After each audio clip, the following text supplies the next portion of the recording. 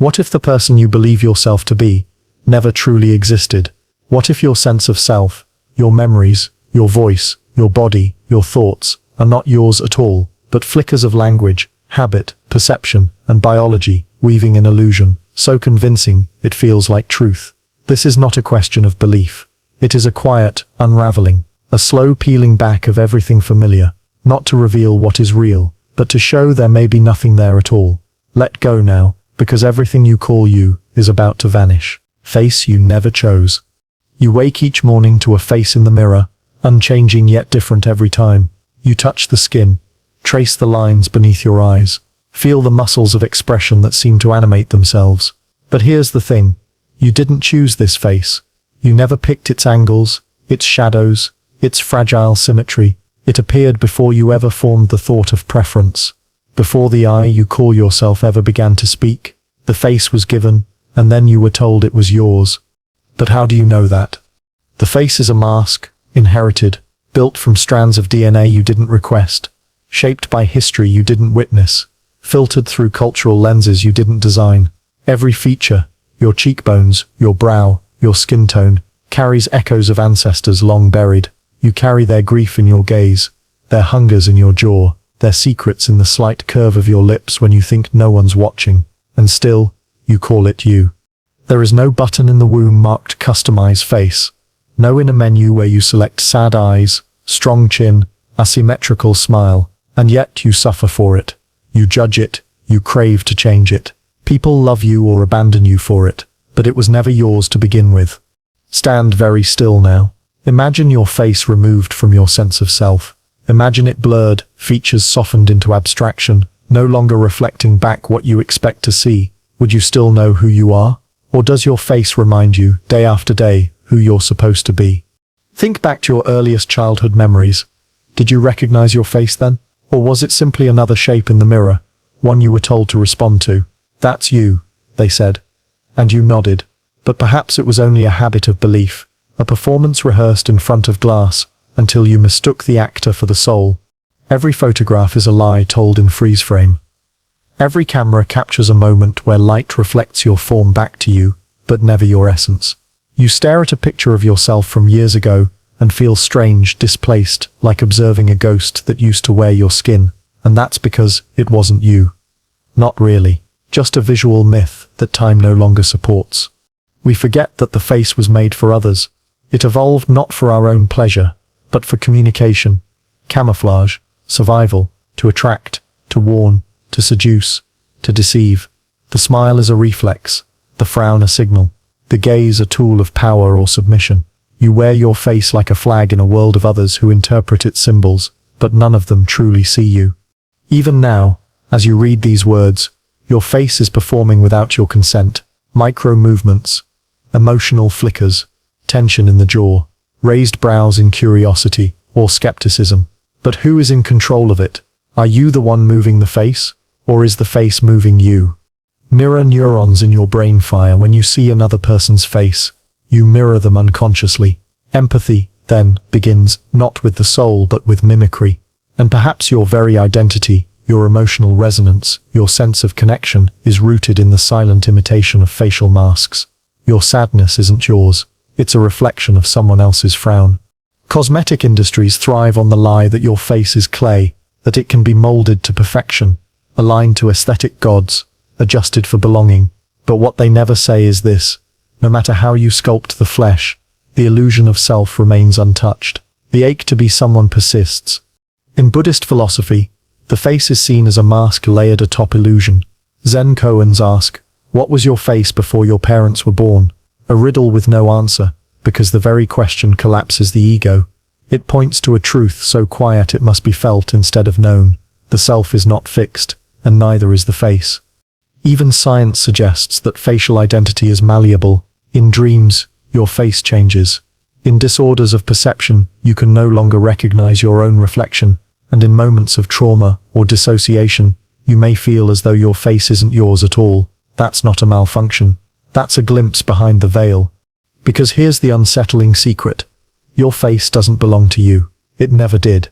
It belongs to the moment, to the context, to the one who looks at it and projects meaning. You only feel it's yours because everyone told you so, because you've repeated it enough to believe the reflection.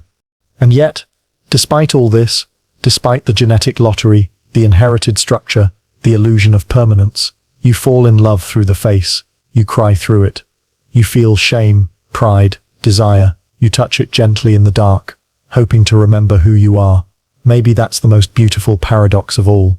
So tonight, when the lights are off and no one is watching, try this. Close your eyes, forget your features, let go of the face, and ask, who am I when I disappear? Self-bound by syntax. You speak to yourself in silence. Thoughts arrive in language, fluid, whispered, seemingly your own. But pause.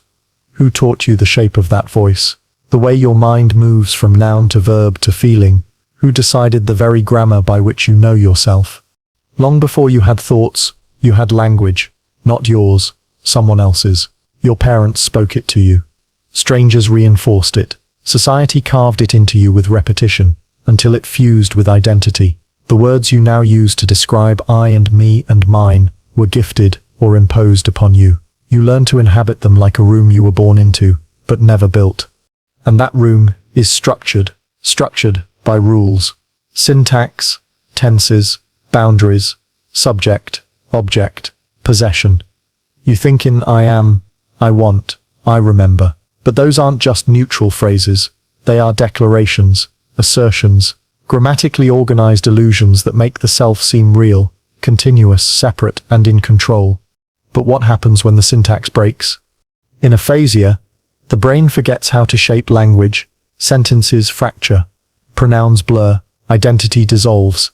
People with this condition sometimes say the hand moves instead of I move my hand, and in that subtle shift, a truth leaks through. The self may not be in charge. It may be a trick of phrasing. We don't say the body wants water. We say I'm thirsty, as if the thirst is personal, as if the sensation must pass through an imagined self before becoming real. But the body doesn't know grammar. It doesn't care about ownership. It pulses. It reacts. The syntax comes after, stitching the moment into a sentence, and placing you at the center. And once you're at the center, everything else must orbit you. Your language forces this pattern. I think, I feel, I see, always the subject first. Always the ego in control. But what if thoughts just arise? What if feelings unfold without a you behind them? The syntax will not allow that. It wraps the chaos in structure and calls it you. In other languages, the self is less emphasized. Some don't require subjects at all. Actions stand alone, desires float untethered. And in those spaces, identity becomes softer, more relational. The self is not a fortress. It's a thread in a web, a line in a song sung by many. But English, your inner voice, builds walls. It reinforces the I. It makes everything a possession. My thoughts, my pain, my truth. This possessive syntax teaches you to believe the self owns experience, that it collects moments like pebbles in a jar. But who is the collector? Where is that jar? Every sentence you speak about yourself becomes a mirror, and mirrors lie. They reflect back not reality, but structure, rules of speech mistaken for truths of being. Even your memories are stories told in past tense. I was, I did, I loved. The grammar creates continuity, but were you really the same I in each memory? Or are those just linked phrases, chained together by linguistic glue? And here's the twist. When language changes, so does the self. Learn a new language, and you begin to think differently. Your emotions shift, your inner narration adjusts. You start using metaphors you never had before. In Japanese, the word for self can disappear from a sentence entirely. In some indigenous languages, being and action are inseparable. There is no word for is, only for doing. What then happens to I am? You vanish, and something more fluid appears. Psychologists call this linguistic relativity. Your language shapes not just how you express thoughts, but what thoughts you can have. If your grammar doesn't allow for uncertainty, ambiguity, or non-duality, then neither does your identity. That's why the self feels so fixed. Not because it is, but because your language demands it to be. In meditation traditions, practitioners are taught to notice thoughts without attaching language to them. A sound is just a sound. A sensation, just a sensation. The moment you say, "I'm anxious," you collapse complexity into identity. But if you say nothing, if you sit with the rawness of experience before the sentence forms, you return to something deeper, pre-verbal, pre-self. There is a silence beneath the syntax, a space where experience flows freely, without being claimed. That space may be what you really are. But to enter it, you must step outside the language that built you. Of course, the paradox is this. You're reading these words now, using language to understand the illusion of language, trying to peer behind the curtain with the very lens that painted it. But maybe that's the only path, to go so deep into the structure that you begin to see its seams, to realize that every time you say "I," you're invoking a spell, a grammatical illusion that makes you real, just long enough to keep the story going. So here sips the invitation. Watch your words today. Notice how often they bind you. I can stet. I stem always this way. I should. I was never enough. These are not truths. They are linguistic cages. And now imagine, what if there was no subject? What if the sentence read, "There is pain. There is thought. There is joy. No possession. No identity. Just experience. Flowing." In that place, the self dissolves. Not into nothing, but into everything. Witness built from memory. You think you remember. You're sure of it. That day, that look, that conversation that cracked something open inside you. The moment your life changed, or so you claim. But memory is not a recording. It's not a file cabinet of events stacked in chronological order, waiting to be accessed. Memory is construction. Memory is story. And the one who remembers, the witness, may be nothing more than the story itself. You don't remember events. You remember your interpretation of them.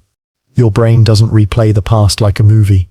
It rebuilds it each time, fills in gaps, colors the shadows, invents the feeling you were supposed to have, and in doing so, it creates a continuous thread, a narrator who has supposedly been there all along. But what if that thread is an illusion? What if the witness you believe you are is just a loop of edited flashbacks? Neuroscience shows us that memory is plastic. It bends, it distorts. Each time you recall something, you alter it. You lace it with new meaning.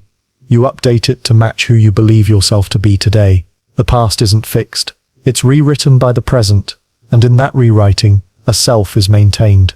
But here's the unsettling part. There may never have been an original version to distort. From the moment you began forming autobiographical memory, you also began forming a self, and those two processes are inseparable.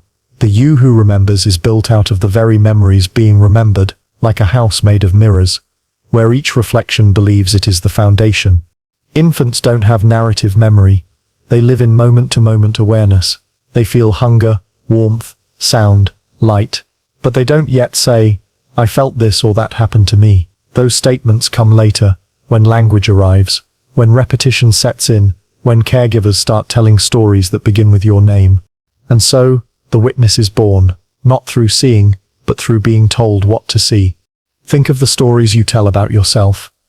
The traumas, the triumphs, the turning points. Each one has a beginning, middle, and end. But that's narrative, not memory. Life doesn't happen in arcs. It happens in fragments.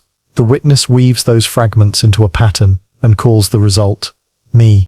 Psychologists call this the narrative identity. It's the internalized story you tell yourself about who you are, and it's based largely on selective memory. You highlight what fits, you erase what doesn't. You villainize others to become the hero, or you villainize yourself, because that story feels familiar. Either way, it's fiction. And yet, the emotions are real. You cry over memories that never happened the way you recall. You fear situations that mimic past events, even when the present is nothing like the past. Because your body believes the witness, your nervous system doesn't check the facts. It responds to the story. But who is this storyteller? This inner narrator that spins the tale? In brain scans, when people recall memories involving themselves, a region called the default mode network lights up. It's active when you're doing nothing, when your mind drifts. It's the home of the witness, the ongoing loop that replays identity like a favorite movie. And in certain meditative states, or during moments of awe, that network goes quiet. You stop rehearsing your life. You stop imagining yourself. You become present. And for a moment, the witness disappears. but you remain. The moment is full, real, felt completely, without commentary. So who is experiencing that moment, if not the self who remembers? Memory is shaped not only by what happened, but by what you believe should have happened. Two people experience the same event. One recalls kindness, the other cruelty, and they both walk away with a different witness, embedded in their identity, not because of truth, but because of meaning. And meaning, too, is unstable. Think of a painful memory that you later found beautiful, or a joyful one that now haunts you. The event didn't change. You did. And in doing so, the witness changed too. So if the witness is mutable, partial, and prone to fabrication, what makes it real? Nothing, except repetition. Repeat a story often enough, and it becomes the truth. Not because it's accurate, but because it feels consistent, and consistency is mistaken for reality. The witness survives through retelling. You are who you say you are, because you've said it so many times you forgot to question it. Even collective memory behaves this way. Nations have identities, families have legends, religions have timelines, and each is anchored in a shared witness, one passed down, reshaped, often weaponized. Your personal story is no different. It is built on borrowed memories, half-remembered conversations, photos, movies, and dreams you mistook for fact. And the deeper truth? The one who's watching, the inner observer, is not an entity, it is a habit, a reflexive loop of memory binding sensation into a narrative thread. You feel it as me, but it's a process, not a person. So try this. Let a memory come. Any memory. Watch it rise. Feel the sensations. Now ask, who is watching this? The moment you look for the witness, it fades. The more you try to find it, the more it retreats, because there's no one behind the eyes, only the act of looking. No one behind the memory, only the act of remembering. The witness is not a self. It sits a shadow cast by memory. And when memory softens, the shadow vanishes. And so might you. Feeling someone else sits pain. You flinch when you see someone get hurt. A wince. A tightening in the chest. The stomach turns, just slightly. You feel it, even though it didn't happen to you. But maybe it did. Maybe in that instant, the boundary between your pain and theirs became so thin, so transparent, that it disappeared. And maybe it was never real to begin with. Pain was supposed to be private, intimate. The one thing that proves you're alive, that you're you, but you don't just feel your pain, you feel theirs. The strangers, the actors, the imaginary character in the book, the memory that isn't yours.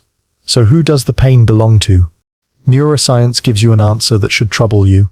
Mirror neurons, tiny, invisible fire in your brain when you observe someone else in pain. The same patterns activate as if you were experiencing it directly. You watch a finger slice open, and your body reacts as though it were your own. There is no delay, no thought, no border drawn in the neurons that says this isn't mine. Pain crosses over. It leaks between selves. This wasn't meant to be poetic. It's biological. Your brain is wired to blur. Empathy is not kindness. It is confusion at the deepest level. Your nervous system doesn't understand the difference between watching and feeling. And what you call compassion may simply be the inability to tell where you end and they begin. But that's the secret, isn't it? The boundary was always imagined. From childhood, you were told what was yours, your toys, your thoughts, your body, your pain. But no one told you how easily those lines bleed. You felt your mother's anxiety in the room like weather. You cried when your sibling fell, not from injury, but from resonance. And now, as an adult, you carry that sensitivity like a curse you don't understand, feeling what isn't yours and calling it too much.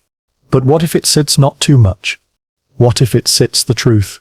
Pain is not local, it is atmospheric. You enter a room where someone is grieving, and you feel heavy. You hear a scream in the distance, and your body contracts, even through a screen, pixels, voices, fiction. You ache. That ache doesn't check credentials.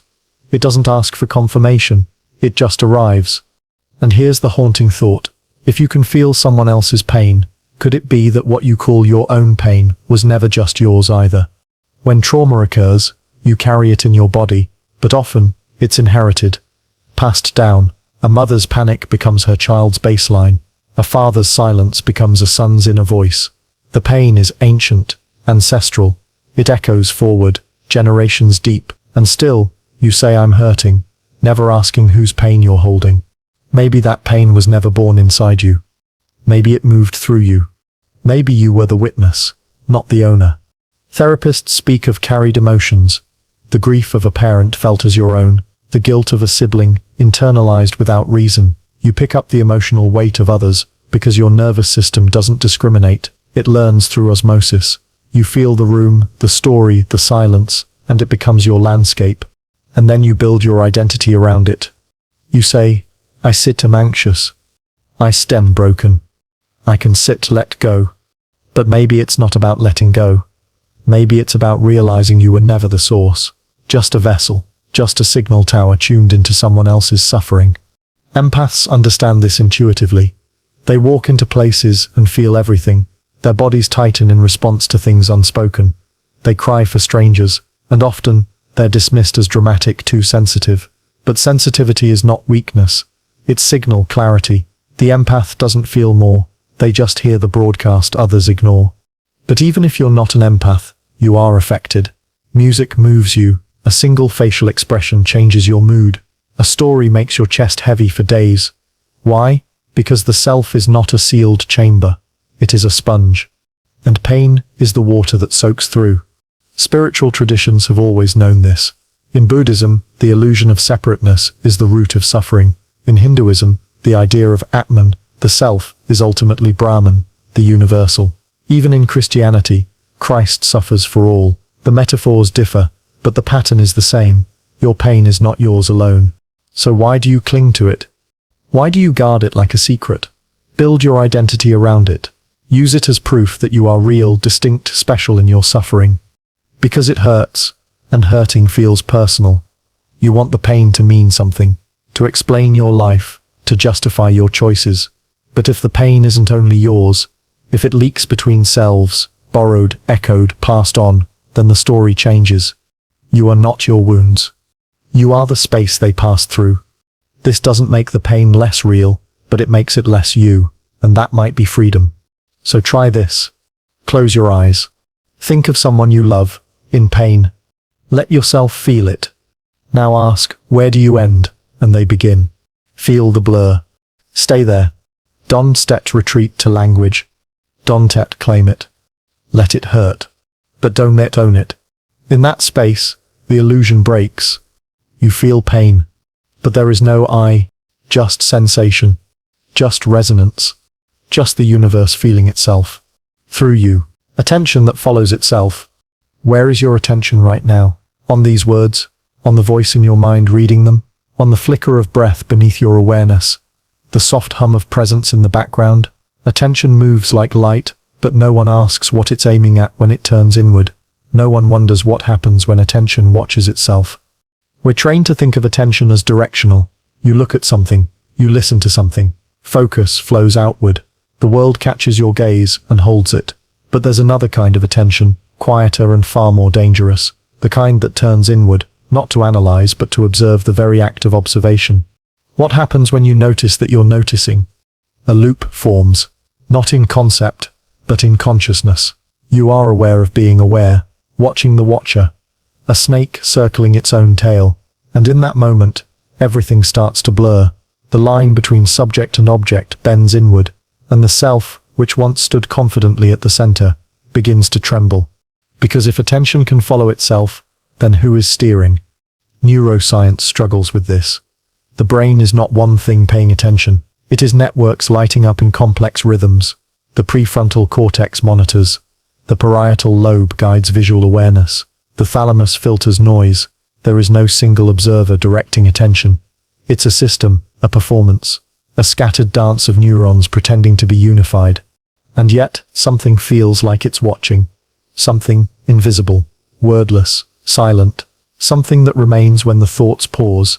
But when you try to find it, pin it down, name it, it slips through your fingers like fog. That's the trap of attention. The moment you try to observe it, you distort it. You become the watcher and the watched, chasing a ghost made of mirrors. In meditation, this is known. Seasoned practitioners will tell you, the deeper the stillness, the more unstable the watcher becomes. You begin by focusing on the breath, the body, the moment, but eventually, the practice eats itself. You become aware of awareness, then aware of that awareness. Layers upon layers, folding in, until there's nothing left but presence without an anchor. No self, no goal, just attention, attending. This is not mystical poetry. It's a neurological truth. Experiments in attention show that the mind drifts constantly. We think we're focused, but studies show that for almost 50% of our waking lives, our minds are elsewhere, wandering, dreaming, and yet, during those moments, we still feel like someone is watching. So who is it? If attention wanders, but the watcher remains, then the watcher is not attention. It is the illusion that someone owns attention. But attention is not a tool. It is a tide. It flows with conditions. It rises when threatened, softens when safe. It attaches not because you will it to, but because your environment demands it. You don't pay attention. You are taken by it. And the feeling of choosing where to look, that too is a trick. Studies in decision-making show that your brain often decides what to attend to before you consciously become aware of it. That means your attention has already moved, and your sense of choosing only follows, like a shadow claiming ownership after the fact. You are not steering the spotlight. You are watching the light move and calling it me. Even in memory, attention rewrites what it touches. What you focus on becomes clearer. What you ignore fades. And over time this creates a false sense of continuity. You remember the things you paid attention to. You forget the rest. And so, attention curates the self. It doesn't just perceive identity, it shapes it. Now imagine attention with no object.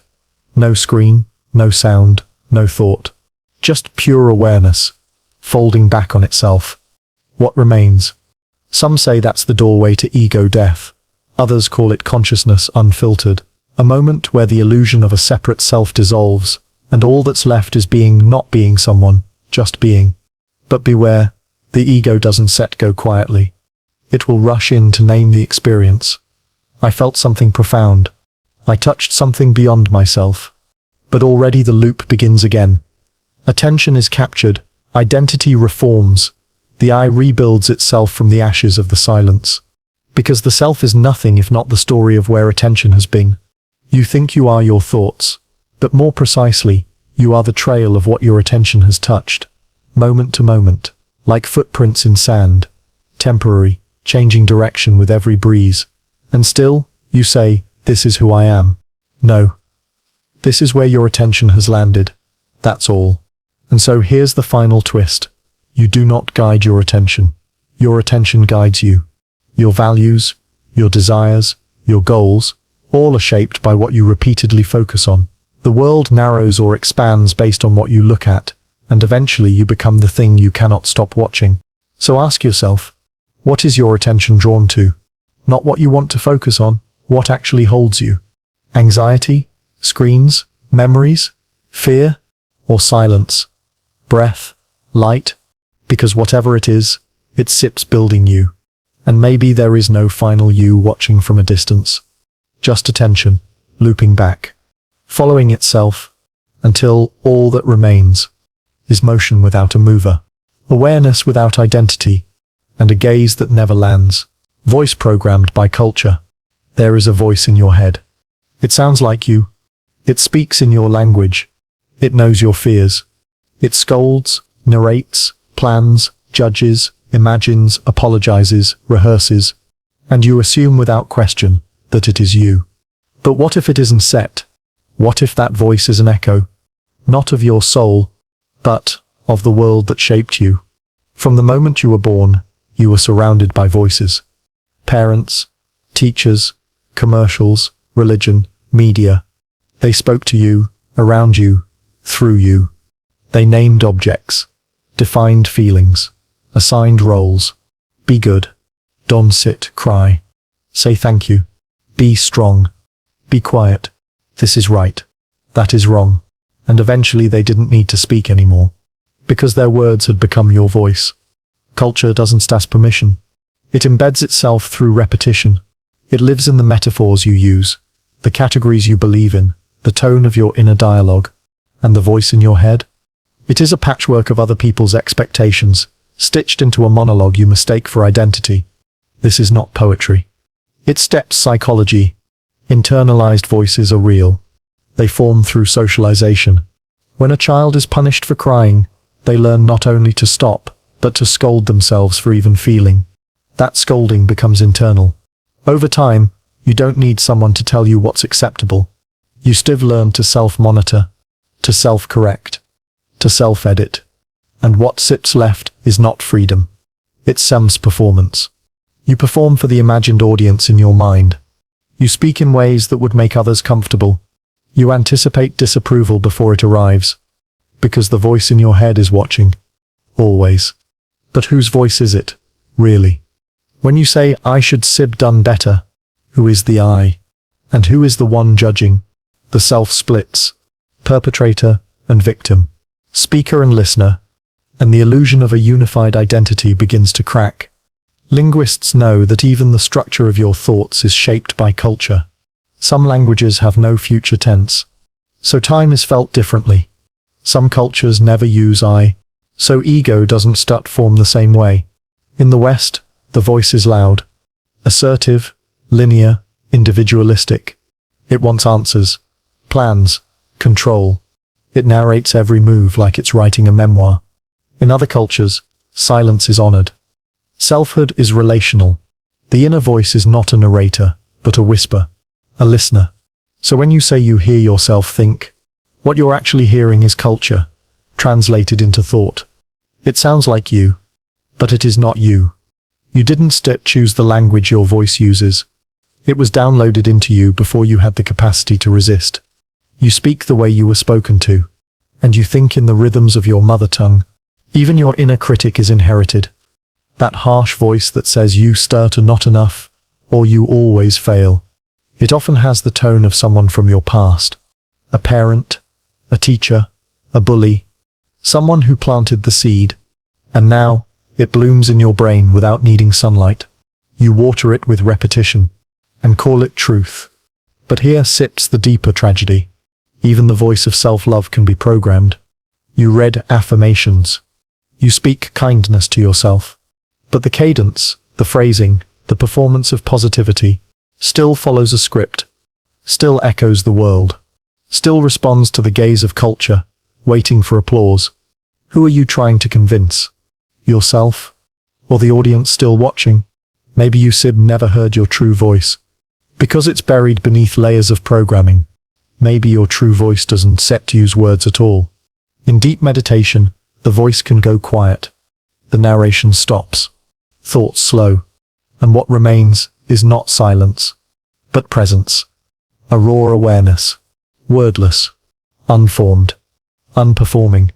In that stillness, there is no voice. And yet, you are more real than ever. No judgments. No scripts. No slogans from ads lodged in your thoughts. No morality tales. No motivational quotes. Just you. Breathing. Not thinking about breathing. Just breathing. But when you return to the surface, the voice resumes. It says, that was nice. It says, I felt peace. It says, I should do that more often. And in those words, the old programming reactivates. The ego rewrites the moment into memory. And culture takes its seat back at the microphone. But now you know. Now you've heard the silence behind the voice. And you can begin to notice when it sips speaking. You can catch the phrases that don't belong to you. The tone that mimics someone else. The beliefs that arrive already wrapped in packaging. The sentences that sound oddly rehearsed. You can start to ask, who taught me to think this way? Who benefits from me believing this? Who am I performing for? And most of all, who am I? When the voice goes quiet. Not the voice. Not the echo. Not the narration. Just the space the voice once filled.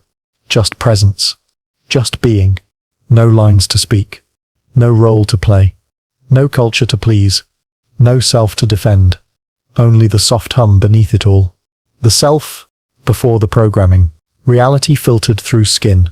You believe there is a world outside of you. A world made of objects, light, temperature, texture. You see a tree and say tree. You feel the breeze and call it wind. You touch the edge of a table and say it is solid, but you are not touching the table.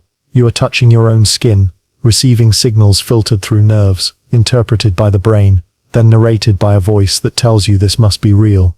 But what if reality is not out there? What if it's entirely in here, within the boundary of your skin? Your skin is a border, but not a wall. It is porous, alive, electric. It translates the world into sensation. Everything you experience as real is mediated by this surface membrane, its nerves, its pressure points, its sensors, and none of those signals exist until they're interpreted by the brain. The world doesn't simply appear, it is rendered, like a projection stitched together from electrical whispers across your body. So what are you really touching? The world? Or the illusion of the world, filtered through flesh? Touch is the first sense to develop in the womb. Before you could see, before you could speak, you could feel warmth, pressure, rhythm. It is through skin that you first came to know yourself as a being separate from the blur. But that boundary, your skin, is not a seal. It's an interface, a translator. It tells you where you end and the world begins, but only because you've been trained to interpret the signals that way. You don't sit and actually feel with your fingers. You feel with your brain's interpretation of those fingers. And what does that make the self? Not a stable interior, but a web of boundary sensations, constantly shifting.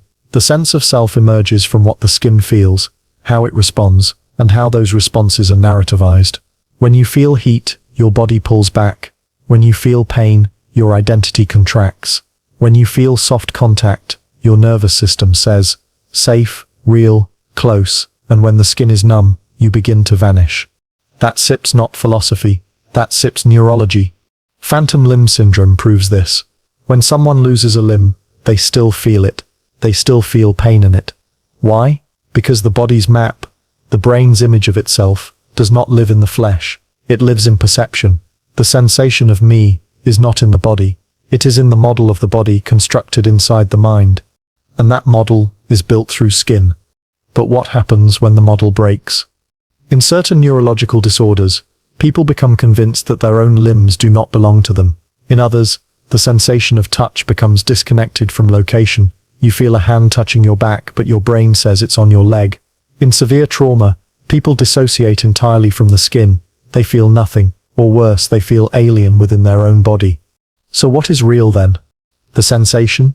The brain sips story? The body sips reaction? You say, I feel this, but who is the I? If your senses can lie, distort, and vanish, then the self built on those sensations is unstable at best. Even emotions ride on skin. Think of embarrassment. Your face flushes. Think of fear, goosebumps.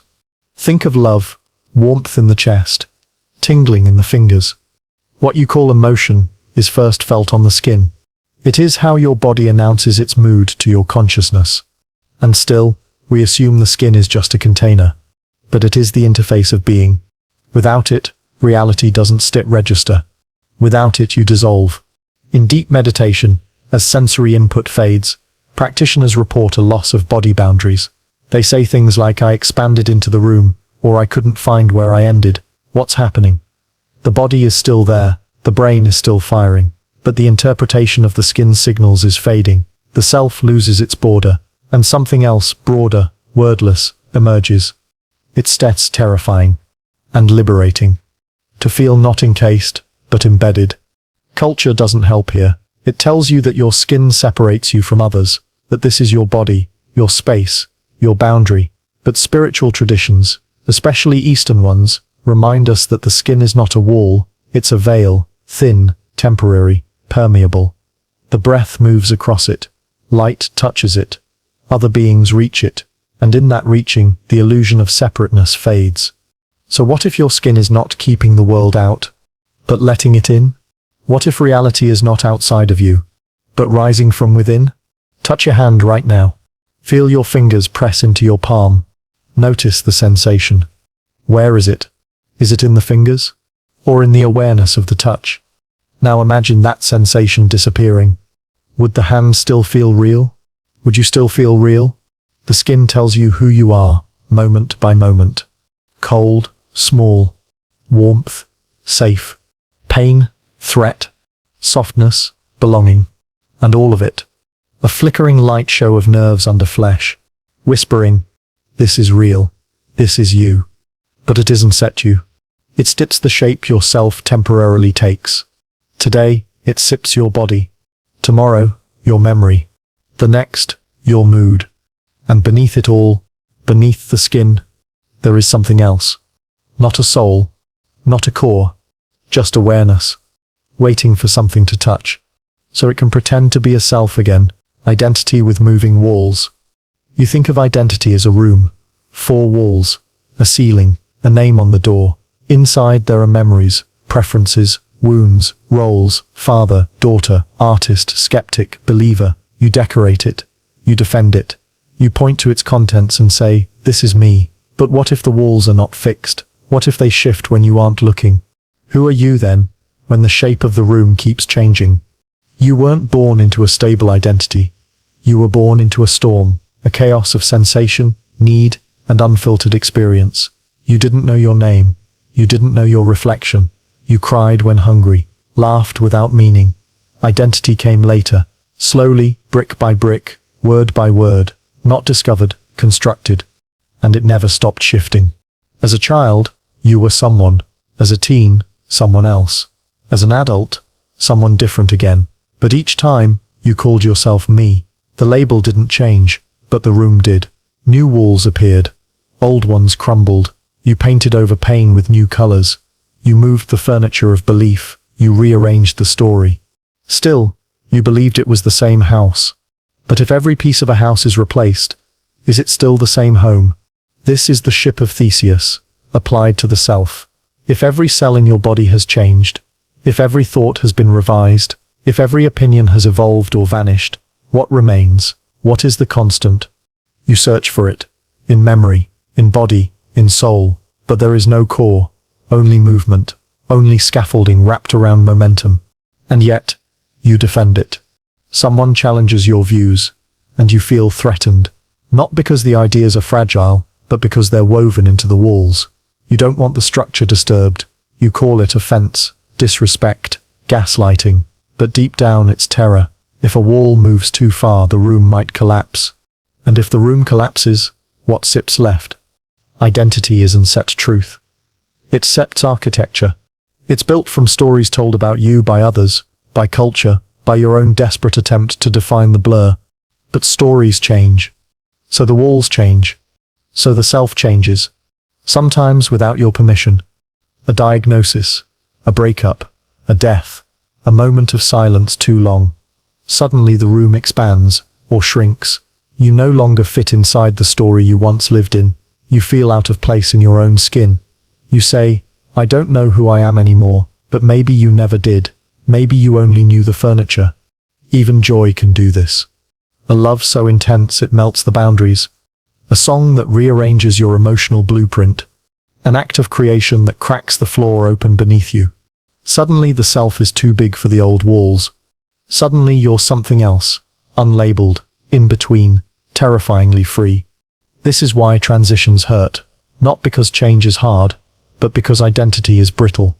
You built your life on the illusion that the room stays the same, that the walls are solid, that you are someone once and for all, but you're not. Your movement, pretending to be structure, your fluidity pretending to be form. Culture tells you otherwise.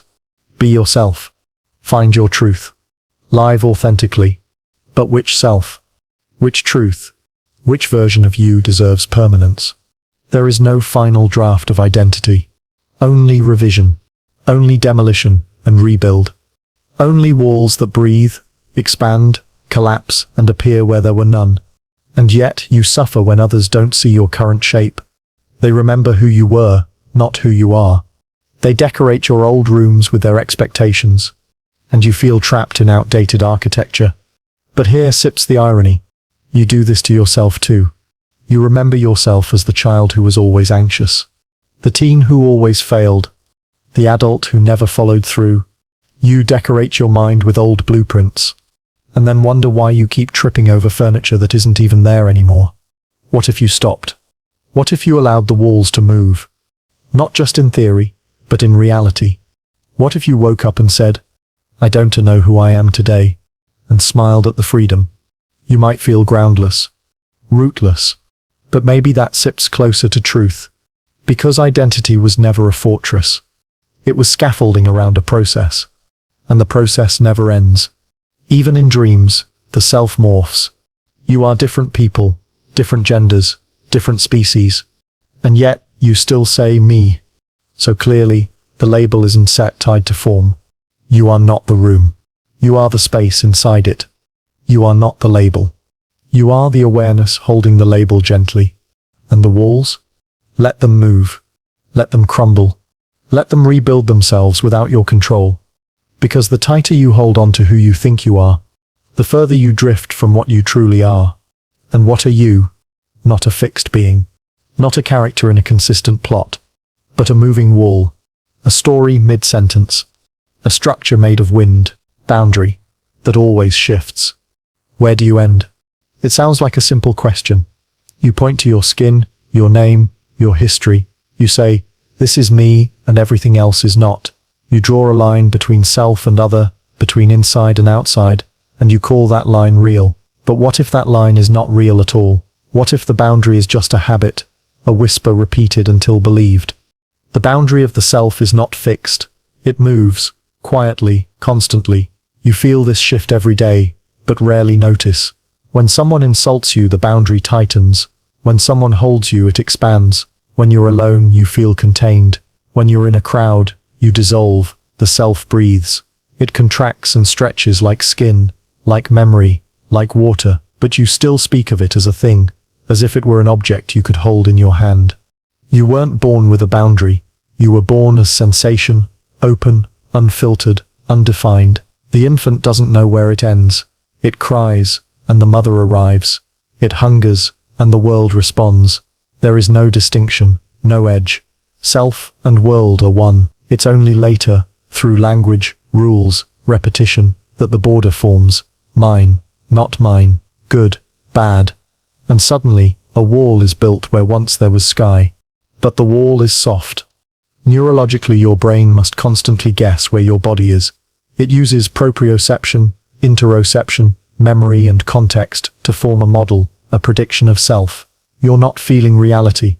You're predicting your place inside it, and that prediction is updated, moment by moment.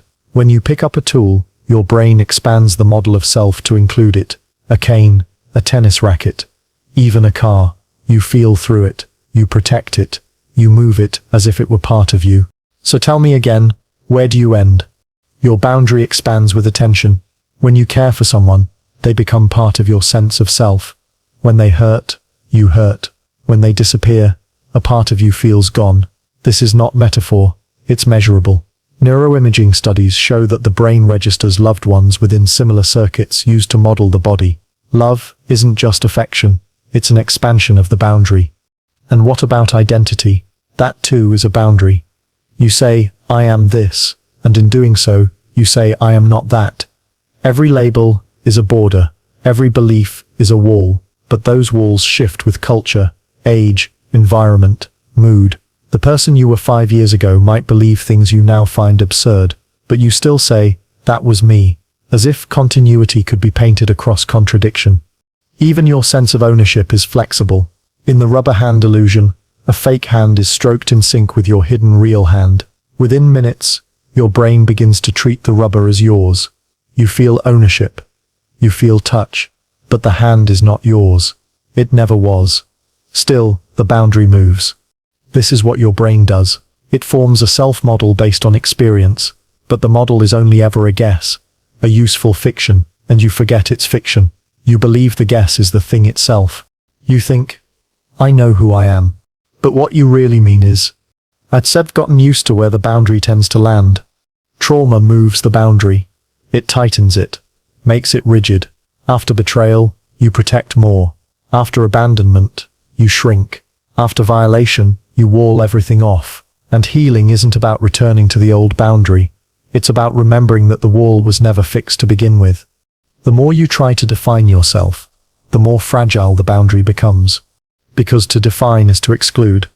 To say, I am this, is to cut away all that you are not. But you are not a single thing. You are a shifting field. A murmuration. A shadow that changes shape with the light. When you meditate deeply, something strange happens. The boundary softens. Thoughts pass like clouds. The breath is not yours. It simply is. Sound is not outside you. It is within awareness. And for a moment the border dissolves, not into chaos, but into unity. And then you return. The phone buzzes. The task list resumes. The ego reasserts itself, and the boundary returns. But now, you know. You've seen it shift. You've watched the line move, and you can no longer pretend it was always there. So how do you live knowing your edges are fluid? You stop clinging. You stop defending every opinion like it's your skeleton. You let people in. You let identities out. You allow the self to stretch, to contract, to break open when necessary. And you begin to ask not who am I, but where am I now? Where is the boundary? Where is the tension? Where is the false wall pretending to protect something fragile? The boundary will shift again. It always does. With every breath, with every loss, with every moment you let go of the illusion of control. You are not inside the walls. You are the space they try to contain. You are not the boundary. You are the movement that makes the boundary possible. You are not a fixed self. You are the shifting edge of awareness, tracing the contours of a world that was never separate to begin with. Eyes trained to lie. You trust your eyes. Of all the senses, they feel most direct. You see it, so it must be real. A color, a face, a flicker of motion. The light hits the retina, the brain translates, and reality arrives. But what if seeing is not believing? What if seeing is the very first illusion? Because your eyes don't show you the world. They show you a version of it. Curated, filtered, edited for survival, not truth. You don't see everything. You see what evolution wants you to see. Your visual system ignores most of what's in front of you. Too slow, too fast, too subtle, too strange. The eyes are not windows. They are sculptors. They remove more than they reveal. Take color. It doesn't exist out there. It's not a property of objects. Color is your brain's interpretation of wavelengths, arbitrary, invented. Red is not in the apple. Red is the name your nervous system gives to light vibrating a certain way. But we say, the apple is red, and we believe we're seeing the truth. You aren't it. You start hallucinating, with consent. Even the shape of objects is guesswork. Your brain uses shadows, context, prior knowledge. Optical illusions reveal this. A flat image becomes 3D. Parallel lines bend. Still pictures move. Why? Because your visual system is less interested in accuracy and more in efficiency. And so it lies, beautifully, constantly. You're blind in the middle of your vision, where the optic nerve connects. There are no receptors, but your brain fills in the gap, and you never notice. You see a world that isn't there but feels consistent. You are never seeing the world. You are seeing a model of the world. And here sits the twist. That model includes you. You see your hands, and you believe they belong to you. You look in the mirror, and you assume the reflection is true. But mirrors lie too. They reverse. They distort. They offer you a version of yourself that you learn to trust, but only through repetition. You say, I know what I look like. But you don't set. You only know what you've seen through devices designed to reflect, not reveal. And you believe those devices. You need to. Because if you stop trusting your eyes, you start to question everything. This is why we cling so tightly to vision. Because it feels real, solid, verifiable. But vision is biased. And the bias is not your fault. It sits built in. You are more likely to notice what you expect. Faces in clouds, threats in strangers, beauty in symmetry. You see with memory. You see with fear. You see with desire, not with clarity. In fact, your visual cortex processes much of what you think you're seeing before the information even reaches conscious awareness. That means you are already responding to what you haven't seen yet. Your eyes don't just lie. They predict the lie. And yet, you live your entire life believing them. You cross the street based on what you see. You fall in love with a face. You judge yourself in the mirror. You define the world through images. And all the while, you are immersed in a simulation so seamless, so convincing, that you never think to doubt it. But maybe you should. Because sometimes the lies hurt you. You look at someone's expression, and imagine judgment. You see your reflection and feel shame. You compare what you see online to your own life and feel less than. But you start comparing fictions, visual edits, projected selves, masks worn so long they become mistaken for skin. Even memories are stored visually. You see your past in fragments. But those fragments are not photographs. They sit as reconstructions, false paintings of a truth you no longer remember, and the brain fills in what sits missing. So the image feels complete, but it sits not. So ask yourself, what would it mean to stop trusting your eyes? What would it feel like to walk through the world, knowing that what you see is not what is, but what your brain believes should be? You might begin to soften. You might begin to notice the gaps, the moments when you react too quickly because of what you thought you saw, the moments you miss what matters because your vision is too narrow, the moments when you stare at yourself and forget that you are not what appears in the glass. You are not the face. You are not the floor. You are not the body captured in passing light. You are the awareness behind the gaze, the one watching the lie without believing it. There sets freedom in that. To know your eyes are trained to lie is to stop chasing perfect vision, to stop needing to look right, to stop letting sight define what sips real. It doesn't mean you close your eyes. It means you look through them, with gentleness, with curiosity, with suspicion. You begin to see the seeing, you begin to watch the watcher, and eventually, you stop asking, what do I look like? And you start asking, who is looking? And from that place, the illusion loses its grip. The image fades, and all that remains is presence. Not what is seen, but what sees. Person shaped by grammar. You think in sentences. You describe yourself in nouns. You feel in verbs, explain with metaphors, hide behind adjectives. Every thought you've ever had about who you are has followed the laws of grammar. But grammar is not neutral. It is not transparent. It is not passive. It shapes you. Who would you be without it? Language is older than belief. Before you had opinions, you had sentence structure. Before you had memories, you had names. Your very sense of I is born in grammar. Not I want. Not I think. Just. And grammar gives it a throne. You are not just a being. You are a subject. A thing that does things. A center that acts. Because that is how grammar works. Subject, verb, object. The self must come first. Everything else must follow. But what if the grammar lies? In some languages, the subject isn't sit needed. There is no I. There is only rain. Only hunger. Only dreaming. The action exists without an actor. And when grammar softens, so does the illusion of self. But English is sharp, rigid. It requires identity. It demands a narrator. And so you build one, line by line, word by word.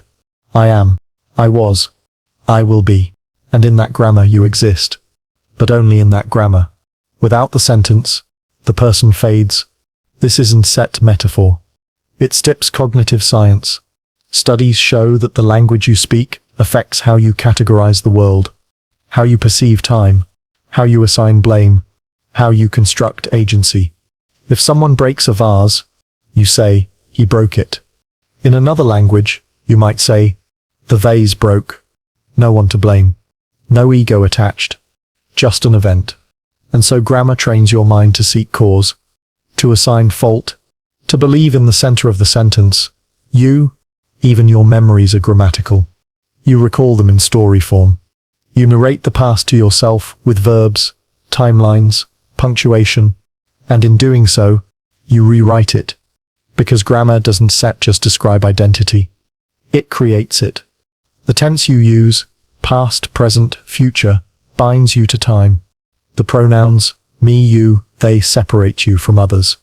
The articles, a problem, the truth, shape what you believe is real. Grammar isn't just a tool. It sips a cage. And it sips so familiar, you don't notice the bars. Think of how you speak to yourself. I should have. I need to. I always. Every phrase is a construction. A linguistic illusion. Remove the grammar, and what remains? raw sensation, emotion with no owner, experience with no story, a presence that doesn't speak in subject-verb-object. But you rarely go there, because grammar keeps you safe, predictable. It allows you to play your role, to explain yourself, to be understood. You say, I am misunderstood. But maybe the misunderstanding is baked into the structure itself.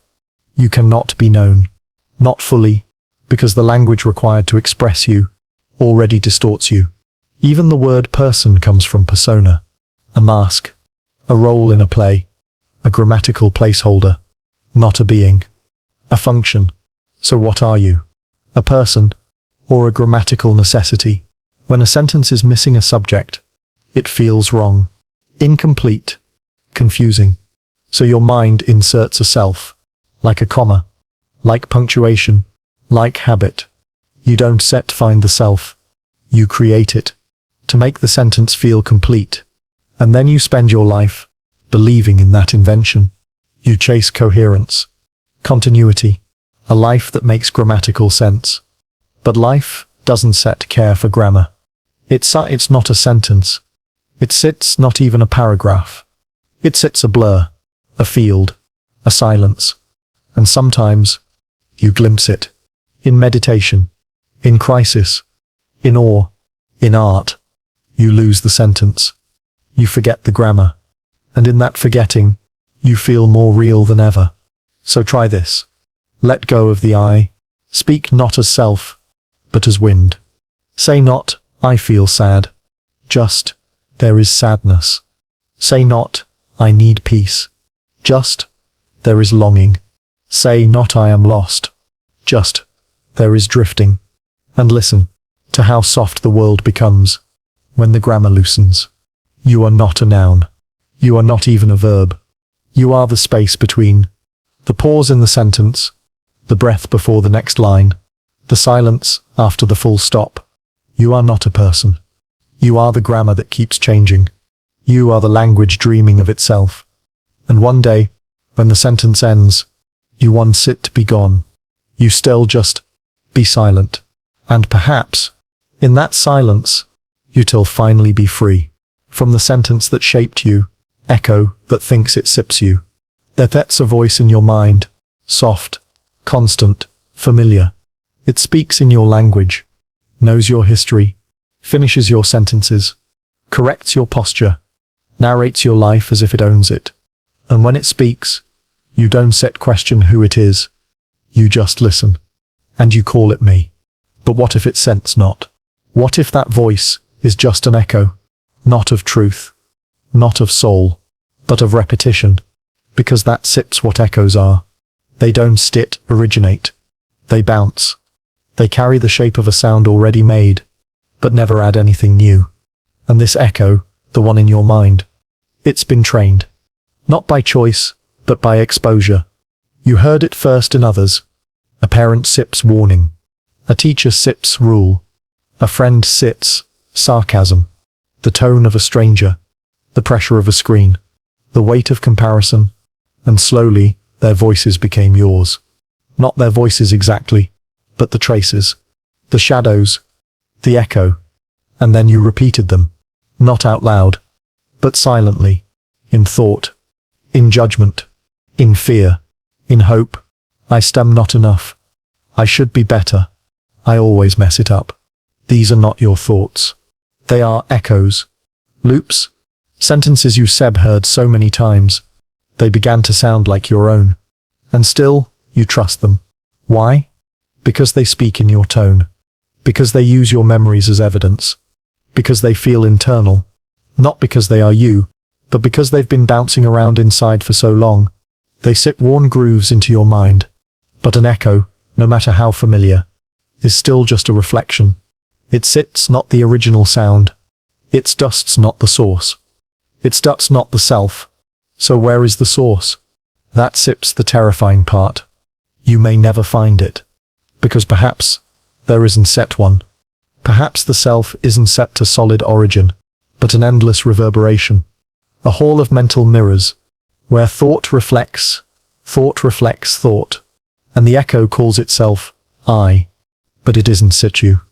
It stops just the first voice that speaks, the loudest one, the most rehearsed, and you never learn to ask, who sips talking?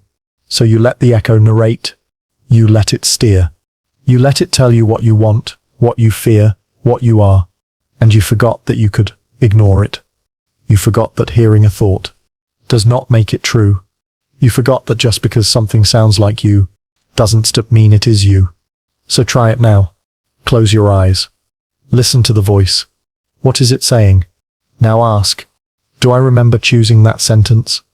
Do I remember where I first heard it? Or did it just arrive? Like an echo. You stir not broken. You stir not weak. You stir not unworthy. But the echo might tell you otherwise, because that sips what echoes do. They don't care about accuracy. They care about continuity.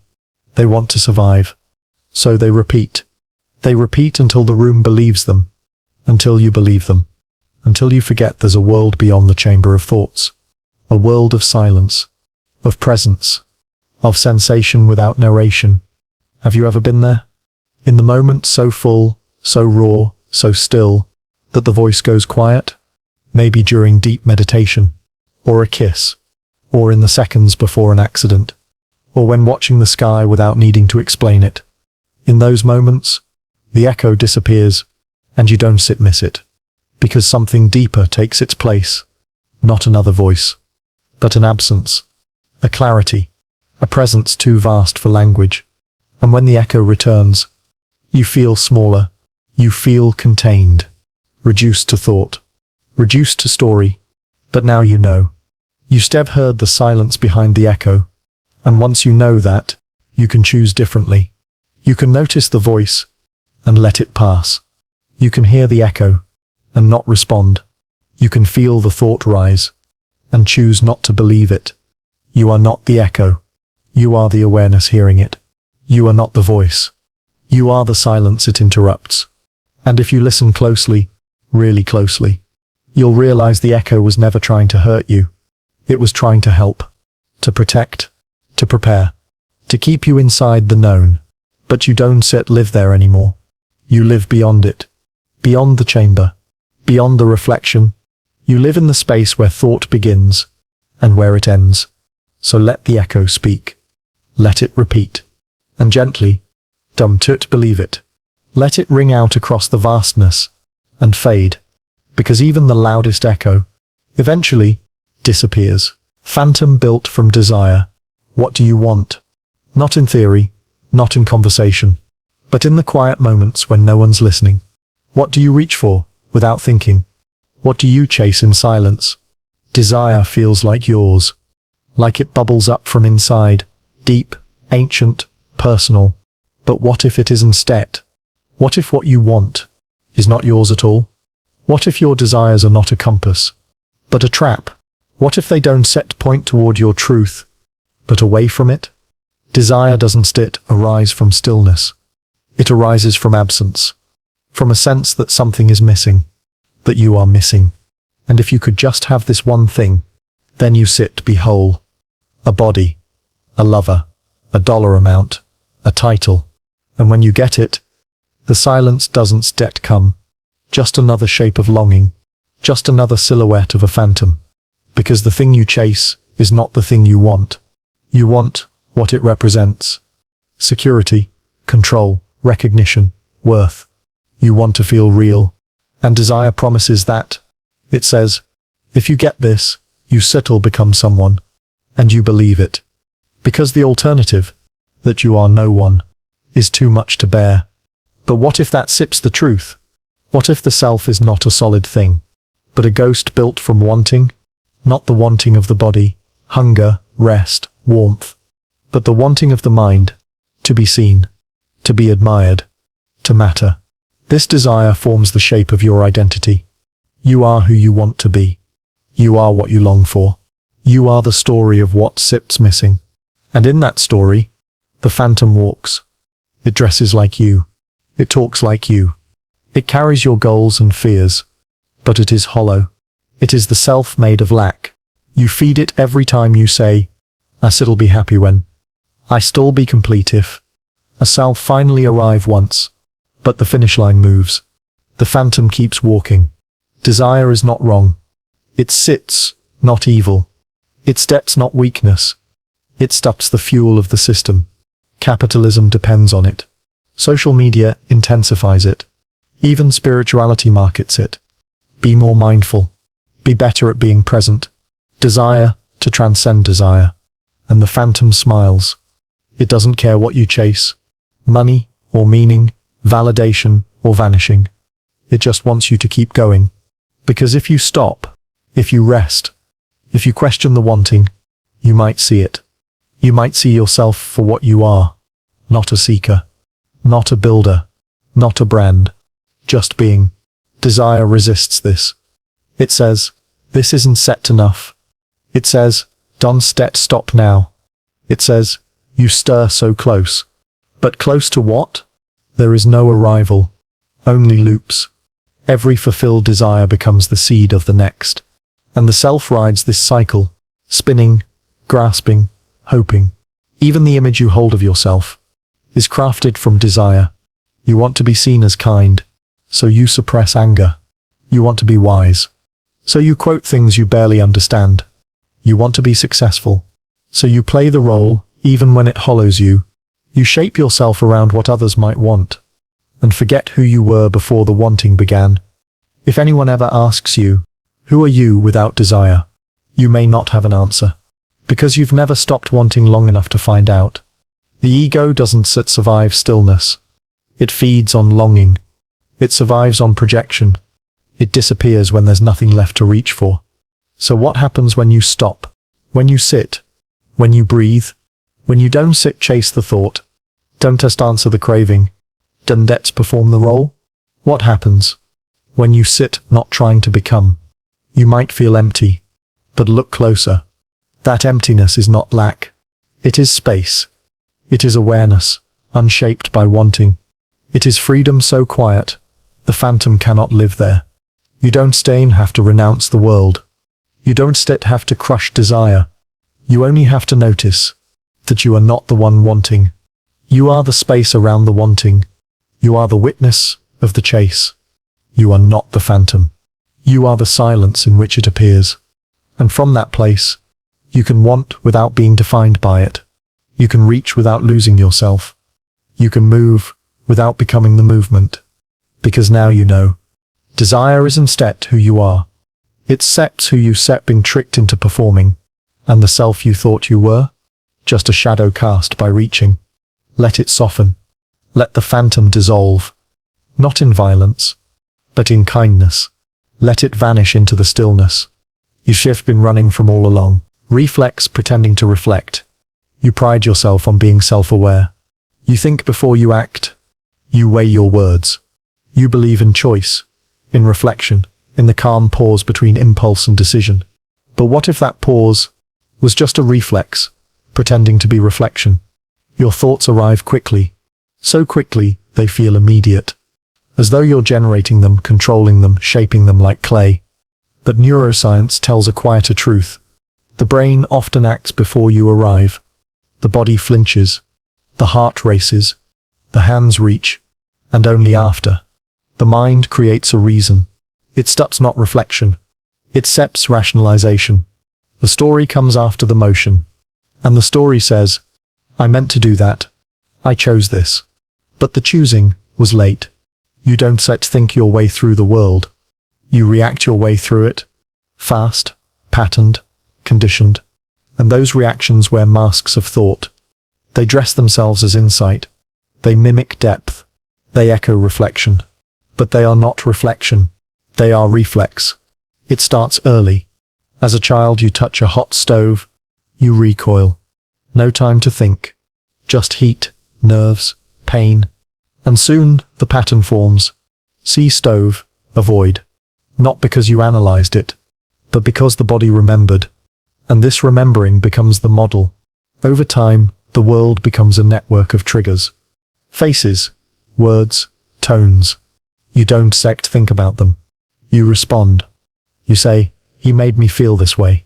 She always does that to me. But really, the reflex fired. The old pathway lit up. The self just showed up after. To narrate. This isn't set weakness. It sets not failure. It sets how the nervous system works. To survive. To protect. To adapt. But over time you begin to confuse the reflex with identity. You say, I am the kind of person who shuts down. I always get angry when I sit am ignored. I can sit help, but spiral when I feel rejected. But those are patterns. Not truths. Not you. Just rehearsed electrical storms. And the moment you believe those storms are reflections, the illusion begins.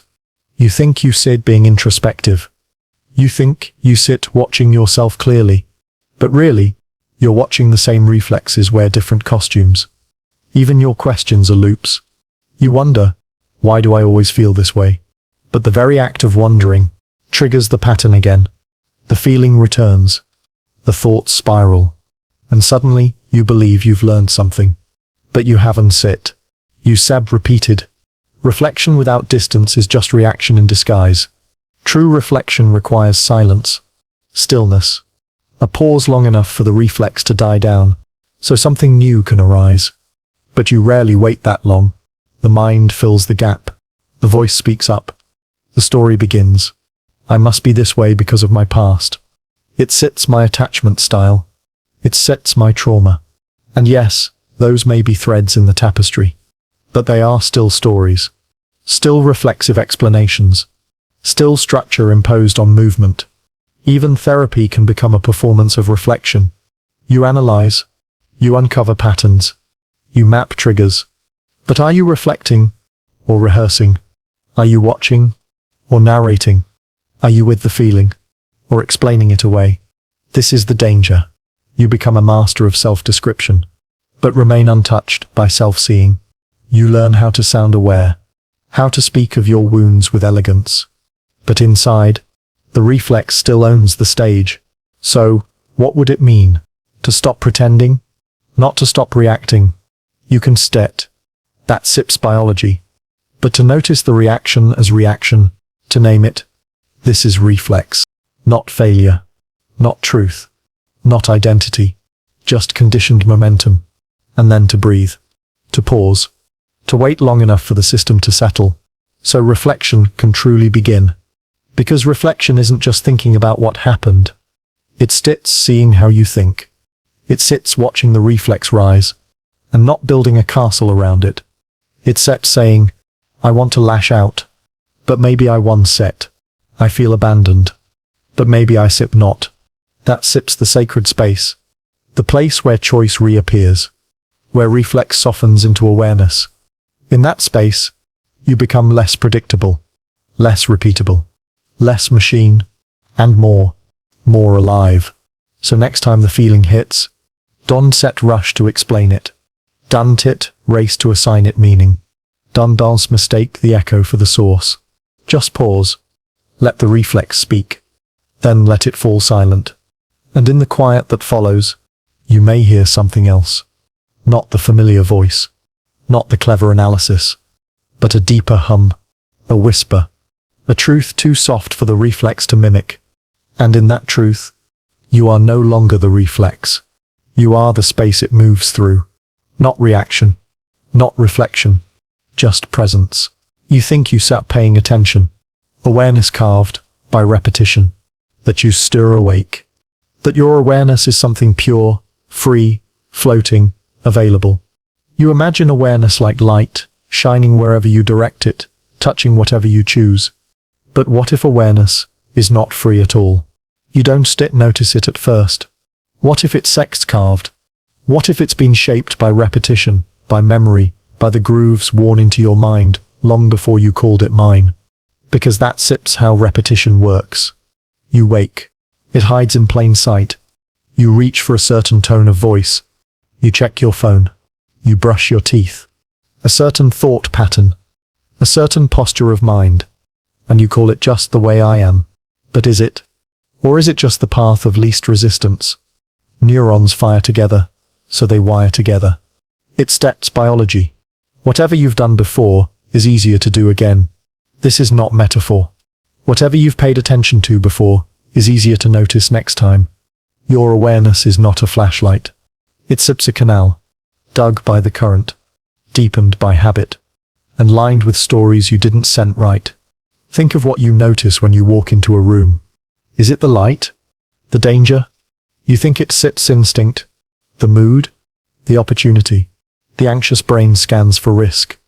It starts training, but it sits not. The lonely brain searches for rejection. Each awareness is carved by what it expects to find. The ambitious brain spots advantage, and expectation is born from repetition. Maybe it just confirms it. So maybe your awareness doesn't show you the world. You notice what confirms your fears. You notice what confirms your place in the story. You notice what confirms your role. This is the trap. Not because it sits true, but because it sips familiar. You think, I felt this before, so it must be real. But maybe it sips just well worn. Repetition feels like truth. And so, your awareness, this sacred space of seeing, is instead open. Maybe it's just the path your mind already knows how to walk. It's since conditioned. By culture. Conditioned by language. By trauma. It's carved by the faces that looked at you when you were small. By hope. By the emotions you were allowed to express. By the rules you were given. You were not taught to see clearly. You were taught to survive. And awareness bent to that need. And now, as an adult, you live inside grooves. You mistake the trench for the landscape. You mistake habit for insight. You say, I always do this. This is the path I never questioned. But what you really mean is, even spirituality can fall into repetition. You chase silence, but really, you chase the memory of silence. And when it doesn't feel the same, you panic. You meditate, not to open, but to repeat peace. But realness isn't sit in the groove. Because the groove is gone. And without the groove, you don't know how to feel real. It steps in the moment before the groove catches you. It steps in the breath before the pattern resumes. It sits in the hesitation, the discomfort, the space where awareness can choose something new. But you must slow down to find it. Because the grooves are fast. They fire automatically. You have a feeling, then a thought, then a judgment. And the path completes itself before you even notice. By speed. That sips how awareness gets carved. By repetition. By momentum. So slow it down. Not forever. Just long enough to ask, what am I not noticing? You might find something surprising. What sits outside the groove? What lives in the blind spot? Joy, when you expected shame. Stillness, where anxiety used to hide. Curiosity, where judgment once echoed. You might feel lost at first, because the groove gave you a map, but it was a map of your past, not your present. Not through effort. Awareness must be reclaimed, but through observation. You can force awareness. You can only witness its carving. I see the groove. I feel the familiar pull. You can only say, and in that waiting, the path softens, but I will wait before I walk it. The groove fades. The mind opens. And suddenly, you steer not reacting. You start seeing, not through habit. This is the work, but through presence. This is the invitation. Not to escape your grooves, but to know them, to bow to them. You are not the shape your awareness has taken. You are the space that holds the shaping. To name them, without needing to follow. You are the field that watches the carving. You are the moment before the groove begins. And in that moment, you are free. Script hidden in senses. You touch. You taste. You see, hear, smell. And you believe these sensations are raw, immediate, unfiltered signals from the world. But they are not. Your senses do not show you the world. They show you a script, written in advance, rehearsed through evolution, shaped by memory, and cast in the body you happen to inhabit. You feel what you expect to feel. You hear what you were trained to hear. You see what your mind has learned to predict. And you call it reality. But it's choreography. Beneath every sensation is a script, a pattern, a loop, a well-worn narrative you didn't set right, but perform anyway. The taste of sugar is not a fact. It is a signal tied to a survival story. Your ancestors needed glucose, so the brain learned to translate that molecule into pleasure. You taste sweetness, and the script says, good, safe, want more. Touch isn't sit neutral either. A hand on your shoulder means comfort in one context, and threat in another. Same contact, different story, different script. The smell of a childhood home, the sound of a familiar voice, the sight of a stranger sip's glance. These are not simple inputs. They sit as triggers, keys that unlock entire emotional narratives, stored in your body, hidden in your skin. You say, I step, just sensitive to that. But what you really mean is, I rehearsed a story that starts with this feeling. And that sips the trick. The script doesn't announce itself. It speaks in sensation. It hides behind goosebumps and clenched jaws. It whispers through appetite, through irritation, through subtle tension in your throat. You think you're reacting to now. But you stir playing out a scene written years ago. The present is just the latest stage. Neurologically, your brain isn't set responding to what is, but to what it predicts. Sensory input is sparse. The brain fills the gaps.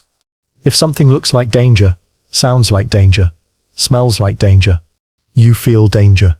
Even if it isn't set there, even if it never was. You stir not sensing reality. You stir sensing possibility, filtered through story. So what does this mean for the self? It means you are not experiencing your life. You're experiencing the interpretation of your life. And that interpretation rides on your senses like a rider on a horse, pretending to be one with the animal, but always directing it. It means your identity is built not just from thoughts, but from texture, from the way the world lands on your skin, from the flavor of your memories, from the rhythm of a voice that reminds you of someone who left. So when you say this feels right, you start not always talking about alignment. You start talking about familiarity, and familiarity is just the script doing its job. You find comfort in repetition. You find truth in what your senses have repeated. But repetition is not reality. It's stip's rehearsal. And most of the time, you're just playing your part. Even emotions ride this script. Joy doesn't just arise. It's steps built on cues. Soft lighting, warm skin, open space, a quiet sigh. Grief, too, has a set. Shadows, stillness, echoes in the body that feel like endings. Your feelings are not just in your heart. They stir in your ears, your fingertips, your lungs. The story of who you are is being read aloud, not in words, but in pulses. You are a symphony of conditioned response, and the melody repeats. But here sits the gift. Once you know the script is there, you can start to hear it. You can notice when the sound of a voice makes you shrink, when the brightness of a room makes you tense, when a certain scent lifts your mood without explanation. You can notice the body responding, before the mind tells its story. And in that noticing, you can pause. You can ask, is this mine, or is this choreography? You can step out of the role, not to escape, but to choose. To feel without rehearsing, to sense without scripting, to be with sensation as it is, not as it was taught to be. Imagine eating without expectation, listening without defense, touching without history, seeing without naming. You feel exposed, vulnerable, alive.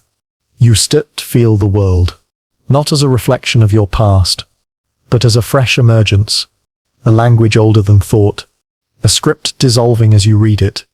And what would remain? Not the character, not the role, not the tension, only the awareness, only the open page, only the moment. Before the next sensation arrives, you still felt it. Sense of being watched, alone in a room, and yet, somewhere in your skin, the sensation arrives. No sound, no movement, but no one is there. You check the corners. You are being seen. The doorway, the window, nothing. And still, the feeling lingers. Not fantasy, not imagined, but a presence with no face. What is this feeling? Science calls it hypervigilance, evolutionary defense. The old brain scanning for predators in the dark. Better to imagine eyes where there are none. But that explanation, than to miss the one pair that sips real, doesn't quite explain it. Because sometimes, the feeling isn't set fear. It steps weight. It sips warmth. The sense that you are no longer alone. It stops gravity. Even in your own head. Who sips watching? You tell yourself it sims nothing. A trick of the nervous system. A phantom reflex from childhood. When parents were gods, and every move you made, but the feeling stayed, was reflected in their gaze. As you grew, to internalize the gaze, you learned to watch yourself. And so now, to carry the mirror inside your skull, you live under constant surveillance. You narrate your life, not from others, from the self, as if they still be read aloud. You edit your thoughts, as if someone else is listening. You rehearse conversations. You dress for an invisible audience. Before they begin, it is within. You say, I am just being mindful. The watcher is not outside. This watcher does. But mindfulness doesn't judge. It has opinions. It remembers mistakes. It whispers. It anticipates failure. They still see through you. They sip are not really looking. They sipped are always watching. You can name them. But who? Because there is no them. Spent under gaze. Just the echo of a lifetime. Your first sense of self was formed through eyes. The teacher sips raised brow. A parent sips look of love or shame. The friend sips smirk. The stranger sips glance. You became what you thought they saw. You shrank or swelled, based on the temperature of attention. You adapted your face to match approval. And over time, you didn't need the gaze. You carried it with you. Like a lens. Like a religion. Like a wound. When you sit in silence. And now, the watcher activates. You feel its presence. You react to it. You do not rest. You perform. Even in your solitude, you are not alone. This is the hidden architecture of the ego. Not identity as essence, but identity as performance for the unseen. The I you think you are is shaped by the you imagine others seeing. And even when no one sits there, you rehearse. You are the actor, and the audience, and the critic. But here sips the question. No wonder you sit tired. What if the watcher isn't set real? Not biologically, not even metaphorically, not spiritually. What if there is no one watching? Only the habit of believing someone is? What if this sense of being observed? Isn't it insight? That paranoia mistaken for presence? If you turn toward the watcher, and what would happen? Not to perform for it. To see it clearly. You might find, but to meet it. Nothing. No eyes. No judgment. Just the echo of your own awareness. Know them. Curled in on itself. That you forgot. You are watching yourself. So convincingly, you are both the mirror and the reflection. Deep meditation. In certain moments, ecstatic dance, flow states, the watcher disappears. There is no inner eye, no self-consciousness, no performance, only experience, only presence, only being, and it feels like freedom, because it is. So what keeps the watcher alive? Repetition, desire for control, fear, and the belief that if you sit are always being seen, but you can sit. You can always manage what sits seen. You stir not that powerful.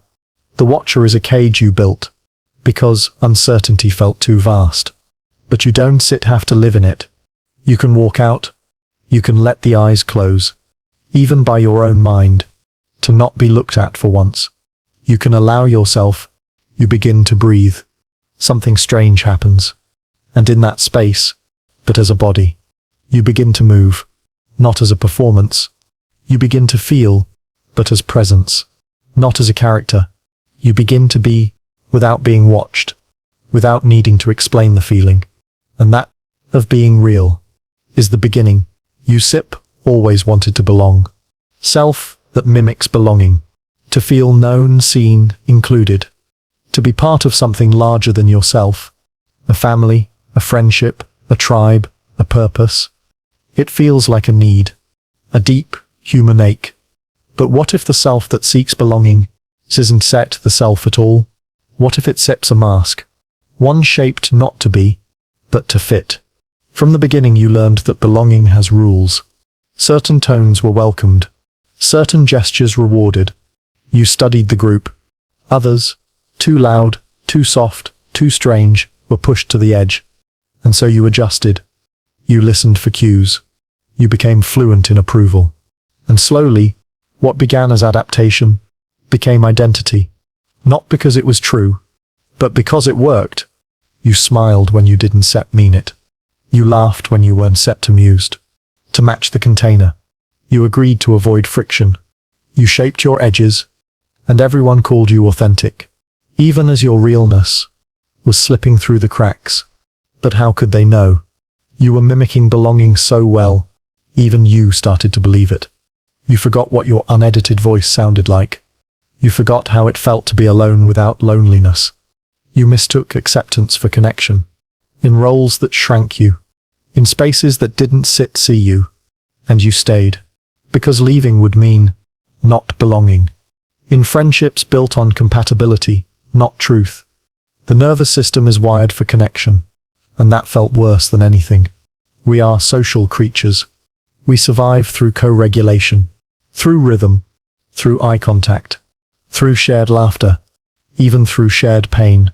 But the brain doesn't distinguish between belonging, it just feels safety in both. And performing for inclusion. And so you perform. You adopt the values of the group. You speak the language. You swallow your dissonance. But belonging built on mimicry doesn't last. And the mask grows roots. It fractures in silence. It rusts in resentment. It leaves you full, but hollow. Do they love me? Or the version of me I've been feeding them? You start to wonder, the more invisible you become. And the more you perform. Because no one can see you, if you stop pretending. Even to yourself. You scroll through your past. How many goals were truly yours? And wonder how much of it was real. How many friendships were built on truth? Just to stay close to someone? The mimic becomes so skilled. How many times did you say yes? It tells good stories. That it forgets it, sixth acting. It cries on cue. It becomes the person who always knows what to say. Who never asks for too much. Who fits in any room. You need people. And belongs in none. And yet, you long for the mirror of another nervous system. You ache to be held without conditions. To be chosen without performance. When you stir belonging, and when you you're mimicking it. So how do you know? Here sips the test. What happens when you stop trying? When you say what you actually feel, not what sips polite? When you pause instead of fill the space? When you disappoint them, do they stay? Or do they shift away? When you stop entertaining, the ones who stay, they may be the ones who see you. Not the mimic. Not the self that bends to be liked. But the one underneath. Not the performer. The quieter you. The one who doesn't know all the answers. The slower you.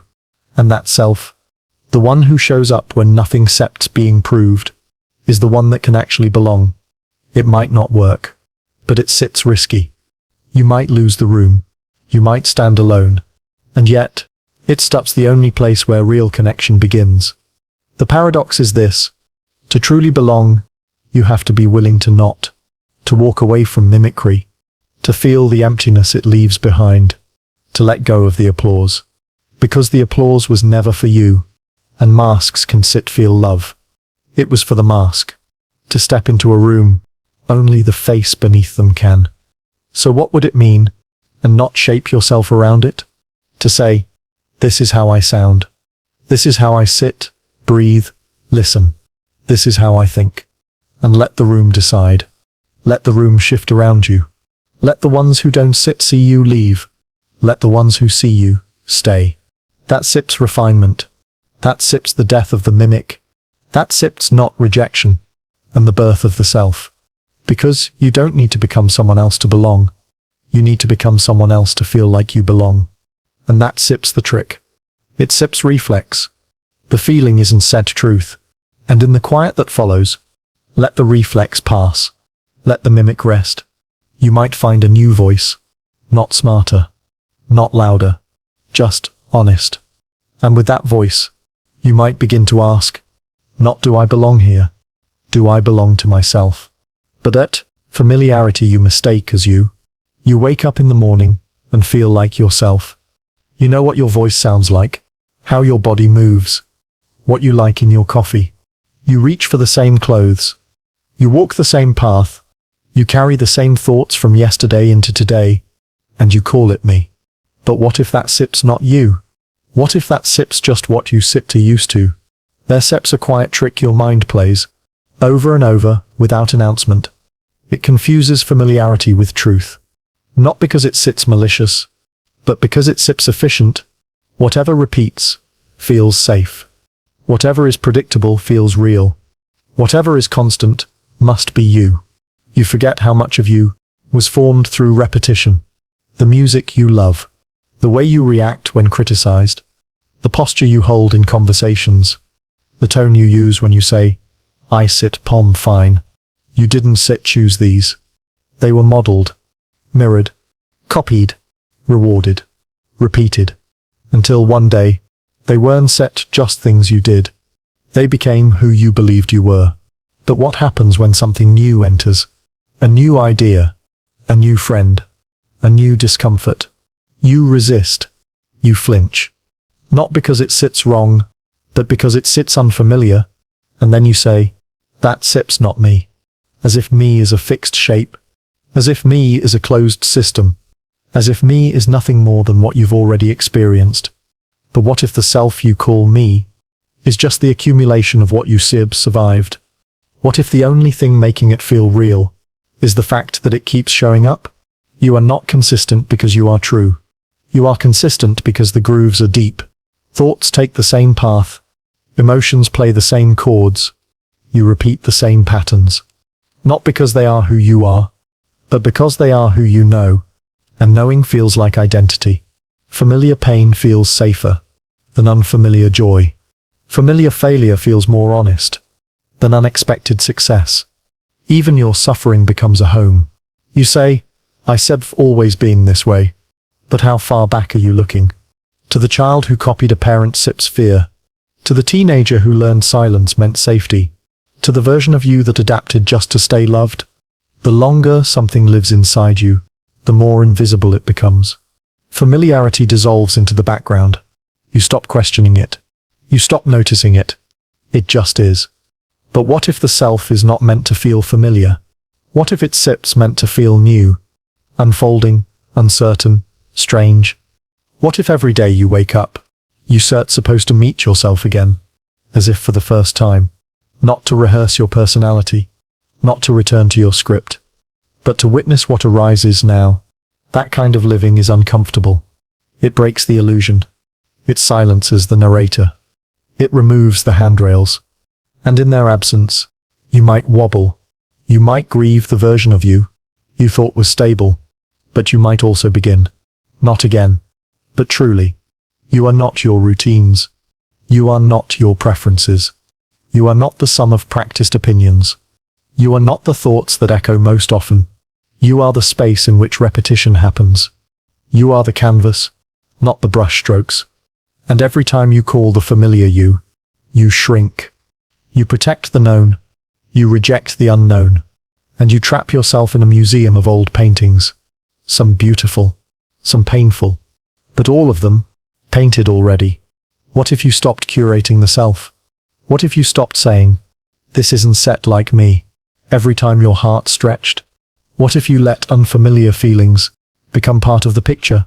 You start to feel like a stranger to yourself. But maybe that sits the point. Maybe real growth feels like disorientation. Like a home with the furniture rearranged. Maybe peace isn't found in knowing who you are, but in letting go of the need to know. Because what you mistake for you might just be yesterday, echo. And what you never said, never tried, never felt, that might be waiting patiently behind the wall, called that sip's not me. So ask yourself, what if your whole identity was just the pattern that hurt the least? What if you are not defending yourself, but defending your habits? What if the self you clinging to is the very thing keeping you from becoming? It's not about destroying the familiar. It's about seeing it clearly, naming it, honoring it, and then letting it pass. Because the real you, the one that can sit be described, doesn't it arrive through repetition. It arrives through openness. It arrives when you stop asking, what do I always do? And start asking, what sits actually here right now? You are not the familiar shape. You are the space willing to change shape. You are not the memory. You are the mirror that sits still reflecting. And the self you mistake for truth is just the one you lived with the longest, not the one you have to keep living with. Actor, made of expectations. You stir playing a role. Even now, the way you process these words, the way you listen, the way you sit, yours, theirs, the world's, it all rests on expectations. And the self you call me, it might just be the character that fits the part best. From the start, you were cast in a story you didn't write. Firstborn, quiet child, problem solver, rebel, achiever. They gave you a script before you could speak. And you, eager to belong, learned your lines quickly. You weren't set, just taught how to act. You were taught who to be. Be good. Be strong. Be smart. Be normal. Be less. Be more. And above all, be consistent. So you adjusted. Not with resistance, but with reflex. Because the actor doesn't question the costume. You became fluent in being what was expected. It wears what the scene demands. At school, you became the responsible one. At home, the quiet peacekeeper. Among friends, the one who never needed help. And when the role worked, you mistook applause for identity. But the applause wasn't set for you. It was for the performance. And now, you're still performing. Even in solitude. Even in your own mind. Even when no one is watching. Because the expectations have moved inward. They live in your nervous system. In the shape of your smile. You stir not dishonest. In the tightness of your voice. In the silence you keep when you want to scream. You stir not a fraud. So well rehearsed. You stir, just rehearsed. You no longer notice the stage. But sometimes, you do. You catch yourself mid-sentence. Saying something you don't believe. Laughing too loudly. Holding back a truth. Who is speaking? And you wonder, who is living this life? It starts not the real you. The answer is haunting. It sets the actor, built from what everyone needed you to be. And still, you cling to the role. Because without it, who are you? You fear becoming unrecognizable. To others. To yourself. You fear the collapse of the character. Because you mistaken the mask for your skin. But here sits the secret. The expectation is, the actor isn't the problem. Through praise. The script was handed to you. You didn't choose the character. Through punishment. Through silence. You learned to anticipate what others needed. You learned to read rooms. Before they asked. Better than you read your own body. You learned to meet expectations. As if your survival depended on it.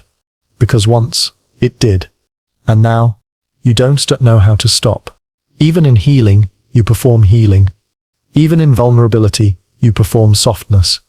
Even in rebellion, you perform defiance. The actor adapts. But adaptation is not authenticity. It always has. And you stir tired. Tired of the lines. Tired of waiting for the scene to end. I mistake you. So what happens? Tired of looking into mirrors. And seeing only costume. Not in protest. When you walk off stage? Not dramatically. What happens when you stop meeting expectations? Just quietly. They might be disappointed. They might be confused. Let them. They might leave. They were never staying for you. Only because you stir playing the part. Because if someone stays, they were staying for the character. Let the actor rest. Let the role dissolve. You might hear a different voice. And in the silence that follows, not polished. It may stutter, but true, not pleasing. It may feel too raw, too quiet, too contradictory. That sips how you know it sips real. It may not know what to say. Real forgets its lines and speaks anyway. Real doesn't rehearse. Real unfolds. And yes, you will still feel the pull. The urge to become what sips expected. The temptation to perform. The reflex to please. But now, you see it. Not all at once. And in that seeing, you reclaim your life. Line by line. You begin to improvise, but breath by breath. To pause when you don't sit no. To say no when everything in you screams to say yes. To answer honestly. And in that rebellion, you begin to return. Gentle, trembling, powerful. You begin to be, not to some lost self, but to the space beneath the role, not the actor, but the awareness. You begin to remember. It was never what they wanted you to be. That who you are. When you stopped pretending, what remained? You think your skin defines you. Skin that separates nothing. That it holds you in, keeps the world out. That it is your edge, your container, your border.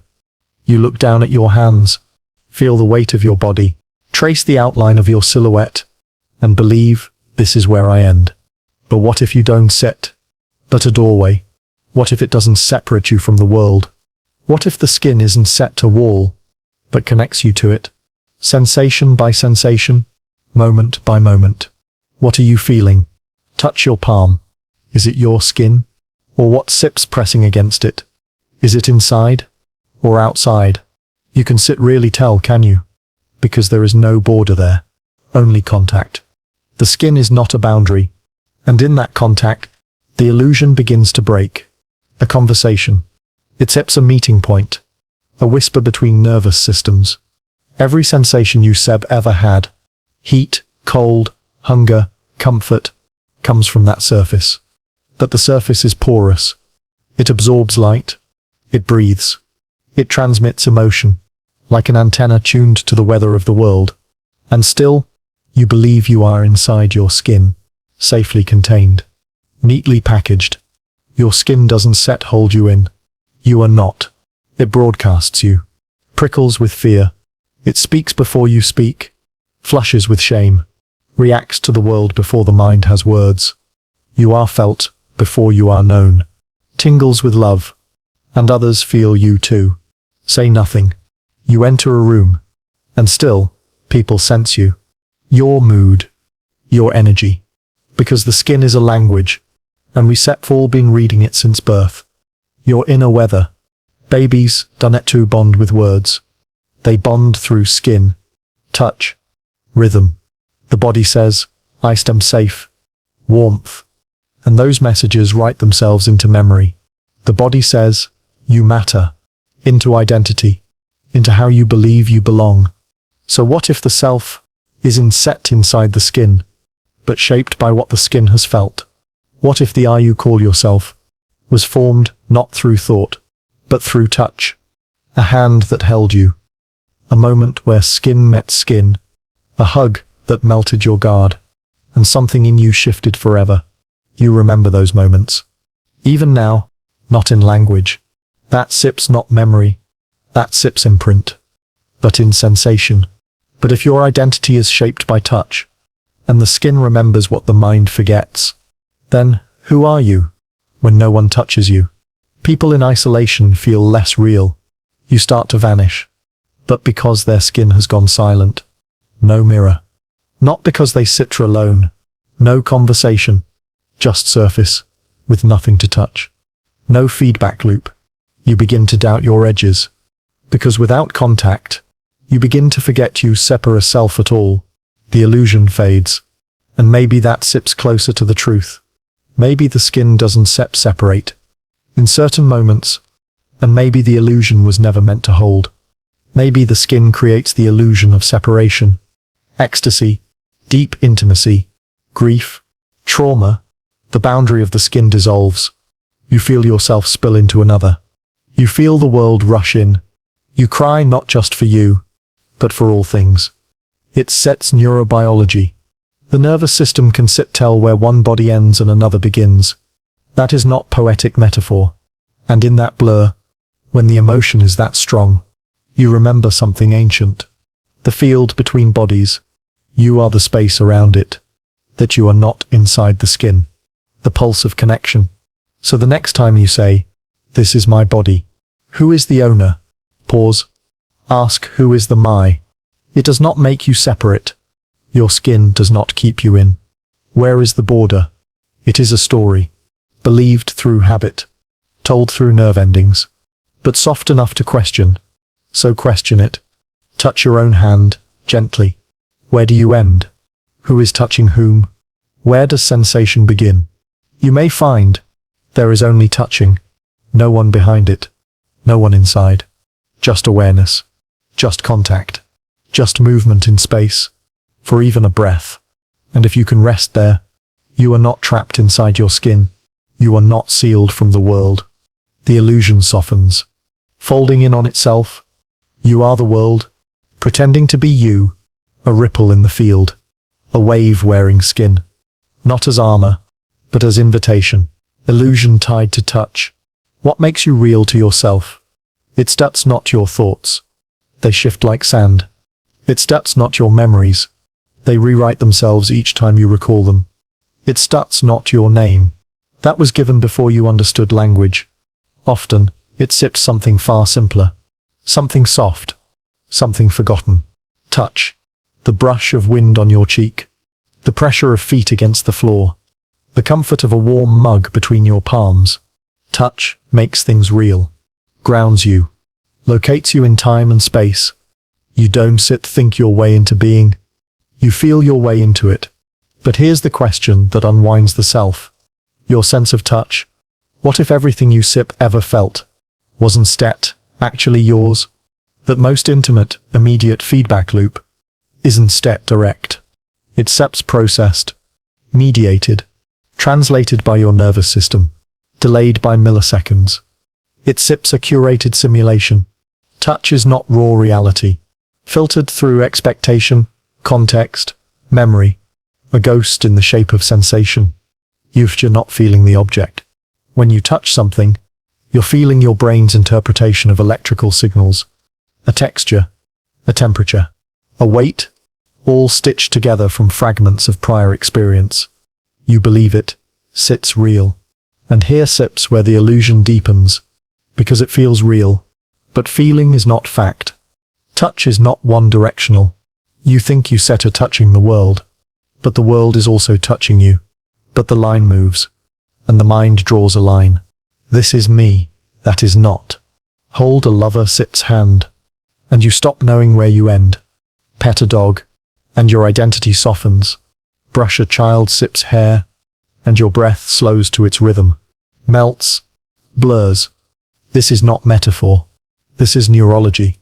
Touch reshapes the self. Your body co-regulates with those you sip to near.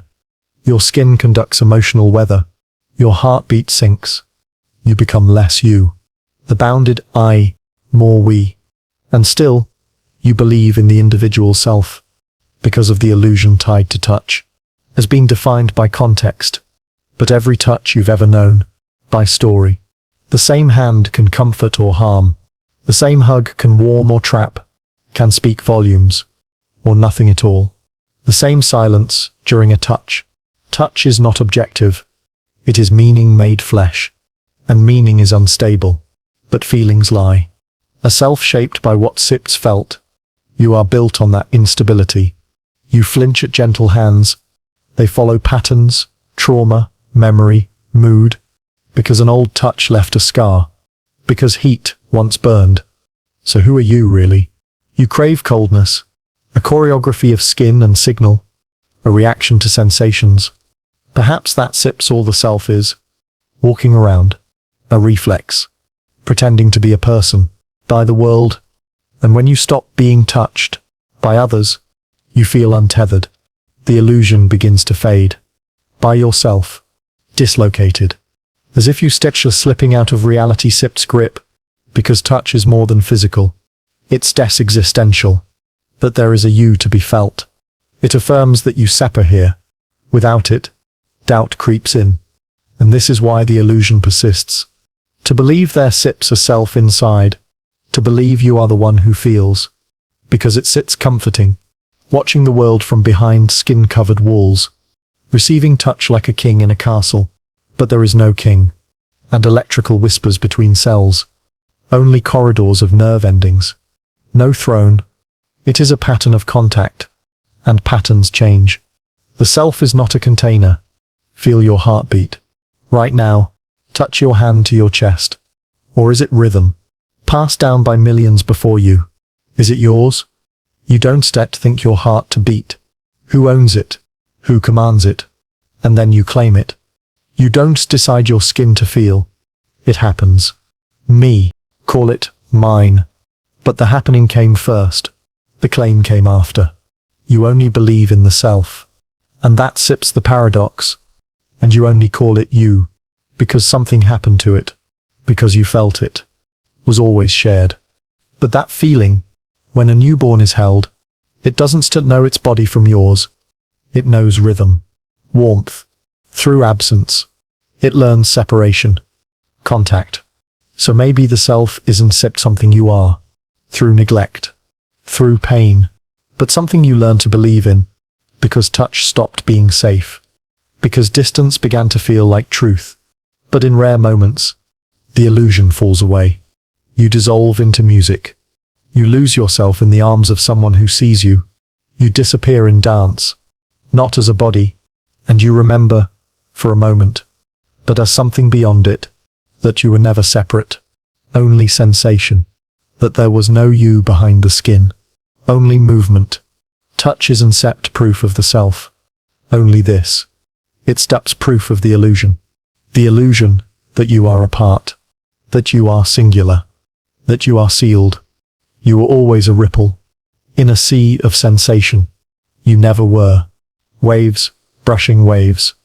And calling it love, pain, self, loneliness, name echoed by others.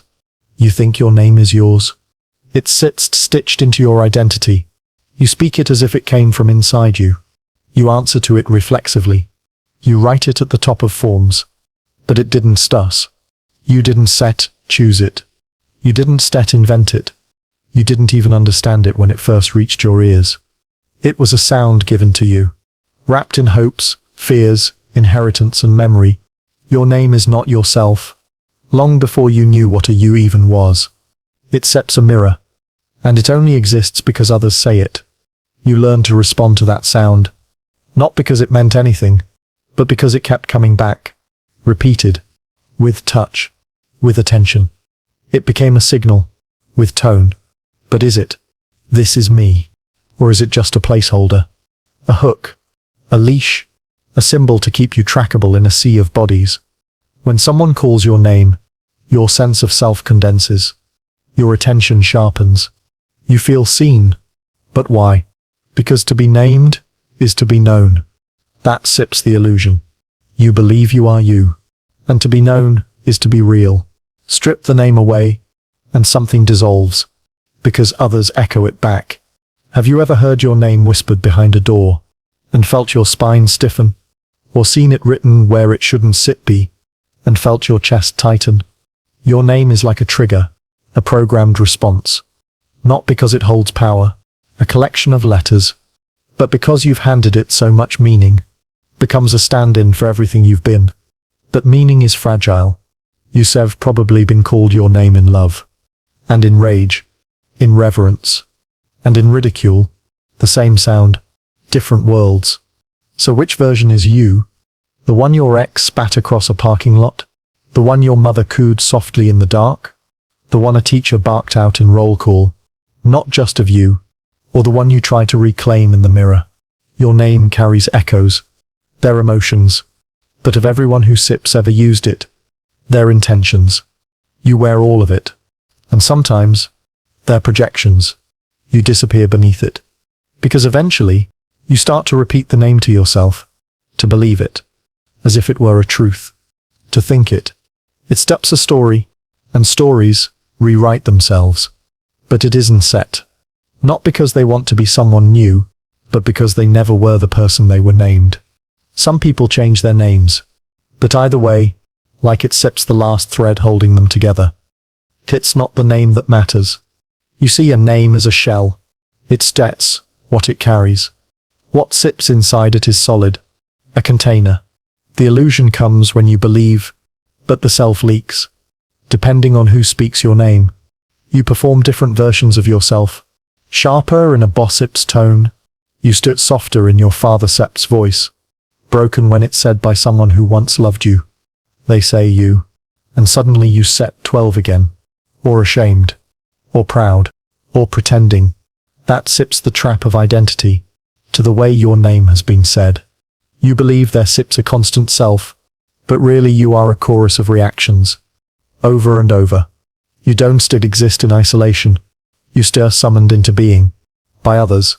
And still, you cling to the idea, this is me, is made from reflections, that the self you protect, without anyone saying your name, where your name vanished. Imagine a life where no one called you anything. Who would you become? Unaddressed, uncategorized, where you were still, formless. Would you still feel real? Or would you float? It sips a spell. Your name is not a fact, waiting to be pulled back into focus by the voice of another, a way to call forth a character from the void, only the one that answers. But there is no real character, and that is the illusion. You are the echo, not the origin. Instead of being named, that you have a name, that you are a source, instead of constantly being reassembled, that you are known, rather than a sound. This is why you sometimes feel unreal, by the voices around you. Why in silence, you feel invisible, you become someone else. Why in crowds, but in language, you are a story told out loud. Because the self isn't set anchored in bone. Who were you, before the first time someone said your name? Until you started telling it to yourself. But who was there before the telling? That version still lingers, in your quietest moments. In dreams where no one knows who you are. That the self is in sit what sips named. Maybe that sips the truth beneath the illusion. In the strange calm of being unknown, it sips what remains. When the echo finally fades, gaze you can sit to scape. There is a gaze that follows you, not from another person, but from within your own skull. It watches you in mirrors. It judges your posture in store windows. You never met this watcher. It lingers when you catch your reflection by accident. But you've lived your whole life trying to please it. Pose for it. You dress for it. Tweak your smile and your voice for it. Even when you stir alone, you perform like it. Sits still there. Because it is. Not a being. Not a god. But a gaze. You might think this is conscience. Or self-awareness. Internal. Silent. Inescapable. But it steps deeper than that. This gaze isn't it just looking at what you do. It's just defining what you are. But somewhere along the way, you became visible the moment others saw you. You learned to see yourself through that same external lens. And now, you never stop. This is the paradox. The more you act for someone else's eyes, the more you try to be yourself. A camera turns on, and you change. A friend enters the room, and you adjust. To match the shape of the gaze you imagine. You shift constantly, even when no one is looking. Internalized. Because the gaze is now you. Polished. Always watching. This is how identity gets built. Not from within, but from rehearsing how you still be perceived. Just to re-enter as an image. You step outside yourself, and once you do, you live life. You become trapped in performance. But as the one seen, you feel observed, not as the one seeing, monitored, evaluated, not just by others, but by the silent spectator you carry behind your own eyes. You stir not sure when it began. Maybe the first time you were scolded in front of others. Maybe when you were praised for doing something right.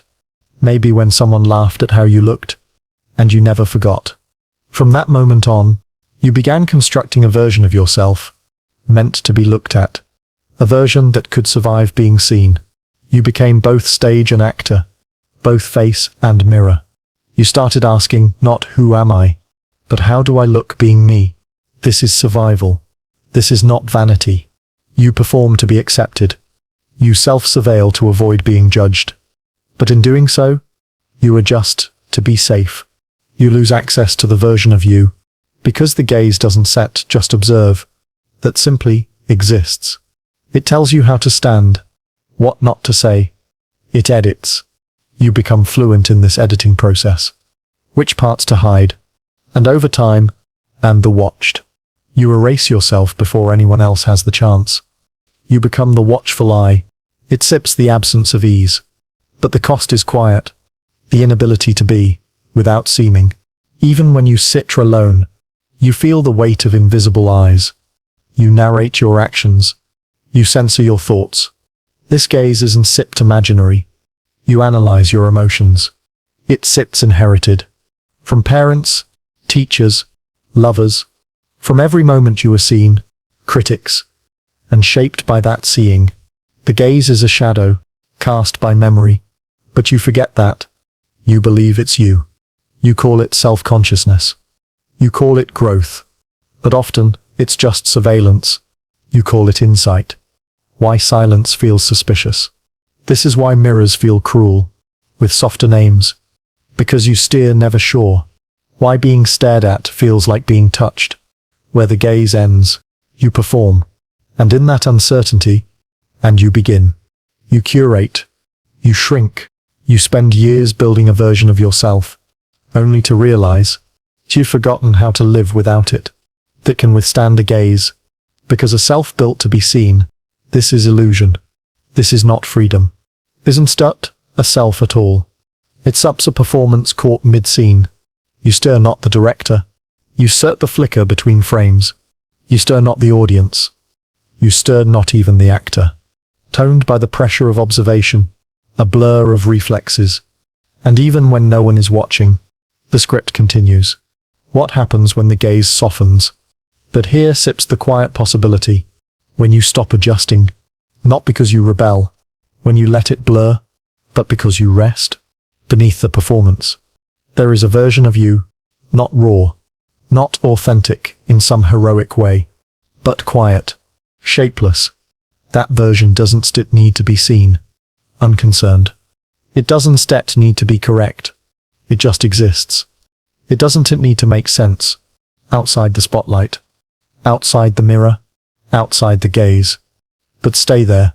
That version might feel strange at first. Like forgetting a role you rehearsed your whole life. To speak without listening for your own echo. Feel what it sips like. To move without an audience. To stop managing your existence. In that stillness, like a brand, you might find not who you are, but who you are without the gaze. And that, to seeing yourself, might be the closest you sip ever come. Self that shrinks in silence. Voices, notifications, music, movement, clicks. You spend your life surrounded by sound, a soft murmur of life that never pauses. And in that noise, you know who you are. You speak. You respond. You perform. Every sound is an anchor. Every conversation, a confirmation that you still exist, but someone is watching. Unfiltered. Untouched. But then comes the silence. And in that silence, something strange happens. Unmanaged. You begin to disappear. Not to others, but to yourself.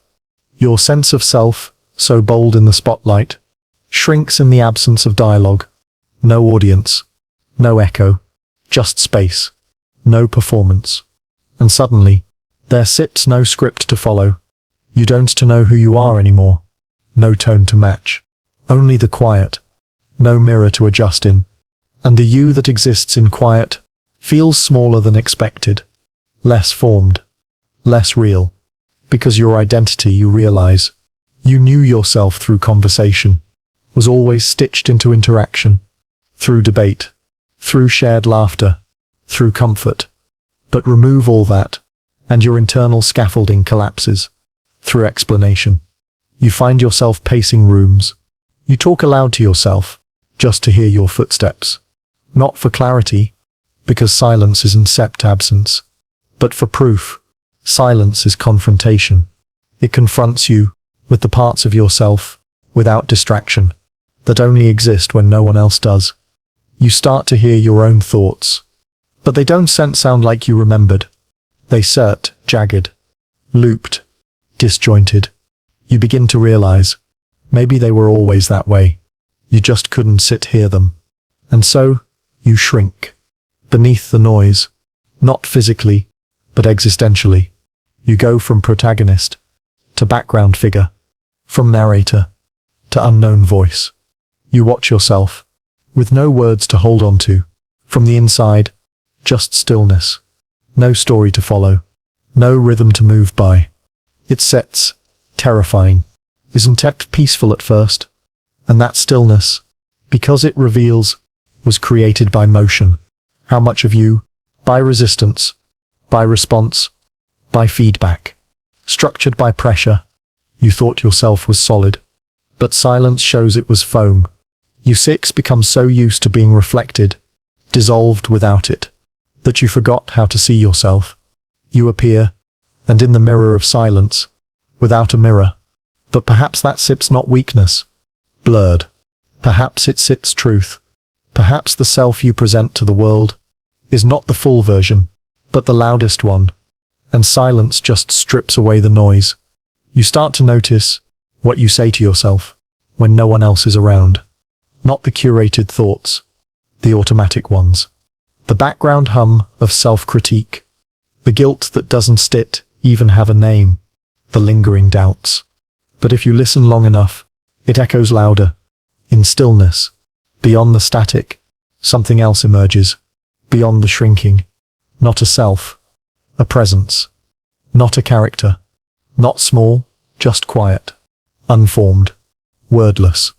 A part of you that doesn't need description, because it never depended on noise. That doesn't collapse in silence. It was always there. Underneath. But you were too busy, being someone, to feel it. This presence isn't proud. It doesn't even answer to you. It doesn't explain itself. It just is. Feels more real than any identity. And that, strangely, you ever performed. Because it sits not trying to be. It sits not trying to be seen, or understood, or justified. It sits just here, in the space, breathing with you, where identity used to be, or nothing at all, or awareness. You may think of this as soul, roles dissolve, but it doesn't need a name. In silence, names fall away, and what sits left is something you can capture. Voices vanish. Only experience. It won't impress a crowd. It won't fill a biography, even when everything else falls away. But it will remain. It won't comfort your ego, even when the noise returns, and you forget it again. It will still be there. Unmoving, untouched, unimpressed. The version of you. This is not about becoming no one. It's about meeting, because it was never trying to expand. It never needed approval. That doesn't shrink in silence, or proof, or performance.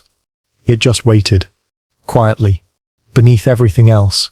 And now, you feel it. Not the self you built, for a moment. Not the one you edit daily, but the self that doesn't need to be known. Let the silence hold you. To exist. Let the shrinking continue. Isn't less of you. Because what remains, what's left, has finally gone. When everything false, ownership of a stranger. You look in the mirror, and the face looks back. You move your hand, and the hand moves. You speak, and the voice responds. Everything aligns. Everything obeys. So you must own this body. You must be its source. Its resident. Its rightful occupant. But the illusion is too seamless. Too quiet. Too rehearsed. Something flickers. And when you pause, when you stare long enough, ownership begins to feel borrowed. Not because someone else is here, but because you were never fully here to begin with. The body you claim was shaped before you arrived. Before memory. Before language. DNA you never chose. Before the you believe in. Reflexes you never trained. You were given this form. Skin you didn't request. A heartbeat you never turned on. But never asked if you wanted it. And yet, you call it mine. You decorate it. Critique it. Style it. Modify it. It moves without permission. But it does not belong to you. It heals without asking. It ages without apology. And the blame. And still, you take the credit. Maybe this is occupation. But maybe this is not ownership. A temporary lease. You inhabit the house. A tenancy in flesh. But you did not build it. You do not control the plumbing. You don't yet know how the wiring works. You can stop the roof from leaking. Caretaker? And the landlord never left a manual. What then is your role? Witness. Passenger. Because when pain arrives, you feel betrayed by something you thought was yours. And when pleasure comes, you forget you didn't invent the mechanism. Regenerates in the dark. Digests in secret. Your body works in silence. You do not control it. You just live inside it. And yet, you feel entitled to it. Market it. You defend it. Present it as the evidence of your existence. Do you own your breath? But ask yourself, or does breath own you? You can hold it, force it, manipulate it, like it always will, like it always has. But eventually, it takes over again. Even your emotions, the ones you swear define you, don't come when called. You don't just own them, you feel them. They rise like tides, to find where you reside, like weather across a coastline you didn't draw. And when you reach into your own mind, you encounter memories, language, thoughts, but none of it was made by you. Conditioned, only adopted, ingested over years. Every word in your head was taught to you, might not be yours, by strangers. So even your voice, but who taught you that? You say, what made you believe this self, this voice, this body, was something you could claim? Ownership is comfort. It gives you stability, identity. But in truth, it may be a mask. Agency. A story the mind tells, because the alternative is unsettling. To feel less lost. You didn't choose. In a form, to be a stranger. To wake up every day. In a machine. You don't fully understand. And pretend it belongs to you. To speak with a voice. You didn't design. And convince yourself it means something. Not in ownership. But perhaps that sits where the beauty lies. But in witnessing, you are not the creator. You are not the driver. Inside the moving train, you are the awareness. Watching the landscape fly by, but not laying the tracks. This isn't powerlessness. Feeling every bump. You are the self being temporarily animated. This is humility. To realize that you do not own yourself by a system that predates your understanding. And that system, the body, the culture, is not you, the mind. Because in giving up ownership, but don't to be afraid. It sits the stranger you mistaken as me. You gain presence. You no longer have to perform the illusion. You gain something else. Of being in control. You just have to notice. To feel. To respond with curiosity. To live inside a stranger. What does it mean to be a guest and still call it home? What does it mean? Perhaps it means, in your own name, you don't need to possess everything. Perhaps being human isn't about ownership at all. To be part of it. So let the idea of mind dissolve, but about witnessing the miracle of being here at all. Because what remains, when you stop pretending to own yourself, let the claim of control fall silent, deeper, and far more honest, is something quieter, not as the owner, a being, witnessing its becoming. And that may be the most sacred role of all. But as the guest, identity cast in habit, you wake up and follow the script. Not the one you wrote, but the one etched into muscle, into morning light, into the tilt of your jaw as you brush your teeth. There sips no conscious author, just motion. You walk the same path, press the same buttons, but have repeated so many times it's no longer yours. Say the same greetings with the same tone you didn't rehearse. Yourself, this fragile thing you cradle like truth, is not forged in moments of deep thought. And that sips the point. It sticks cast in habit. Repetition sculpts the mirror. Not reflection. Is the rhythm you dance to. What you believe to be you, for so long, that you forgot it was music.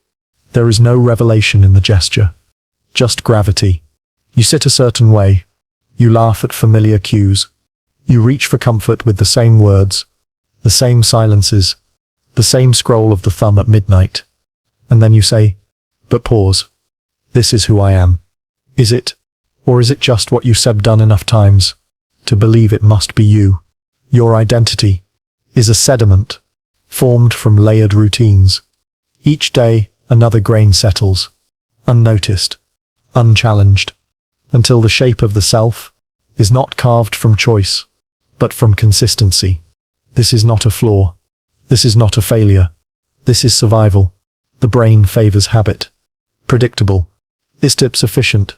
Safe. But it sits also a trap. Because once the loop forms, it defends itself. Every avoidance becomes armor. Every smile on command becomes a mask that forgets it's wearing itself. Every reaction becomes reinforcement. You become fluent in being you. But you forget. You forget you were born as chaos.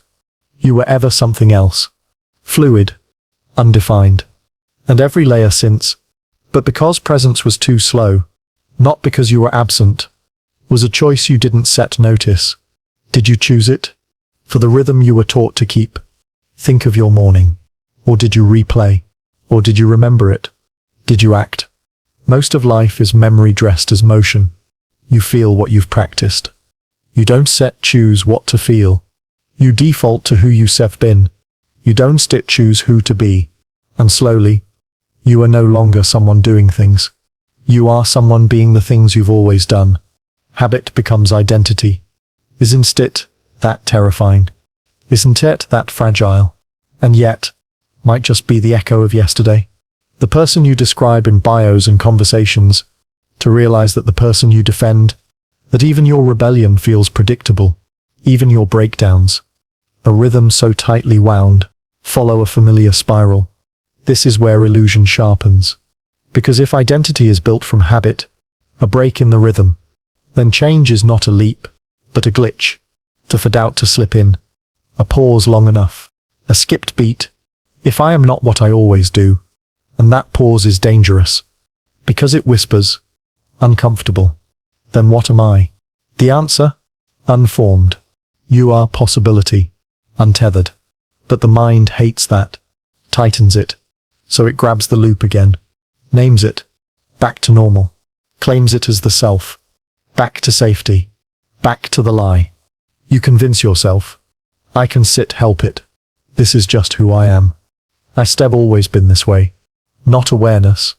You are not your habits. But those are the voices of automation. And of them, you are the silence. You are the awareness, the stillness, between the steps, beneath the rhythm. You remember something sacred. And in that stillness, you were not born with identity. The rest was taught. You were born with breath, repeated, engraved, but not permanent. You can step outside the loop. You can forget what you always do. And ask. You can pause mid-sentence. The pause is your key. Or is this just what sits easiest to be? Is this still me? Your permission to rewrite. Not by force. Your crack in the mask. Because in that awareness, habit becomes optional. But by awareness, you are not the rhythm. And identity becomes porous. You are the dancer, who can stop, even if only for a moment, even if only to feel what it's like to be new again. You enter a room full of mirrors, consciousness bent by mirrors, but you don't see yourself. You see yourself, seeing yourself. One gaze ricocheting into the next, an infinite loop, not a reflection, but a distortion echoing backwards through your awareness. This is not a metaphor. This is consciousness. Because your mind does not simply observe. It reflects upon its own reflections. It bends. And in that bending, the self emerges, but as an illusion of continuity, produced by the repetition of looking, not as a core, but the result of how you look. Not what you are, a mirror gazing into itself. Your thoughts think thoughts about thoughts. Your awareness watches itself being aware.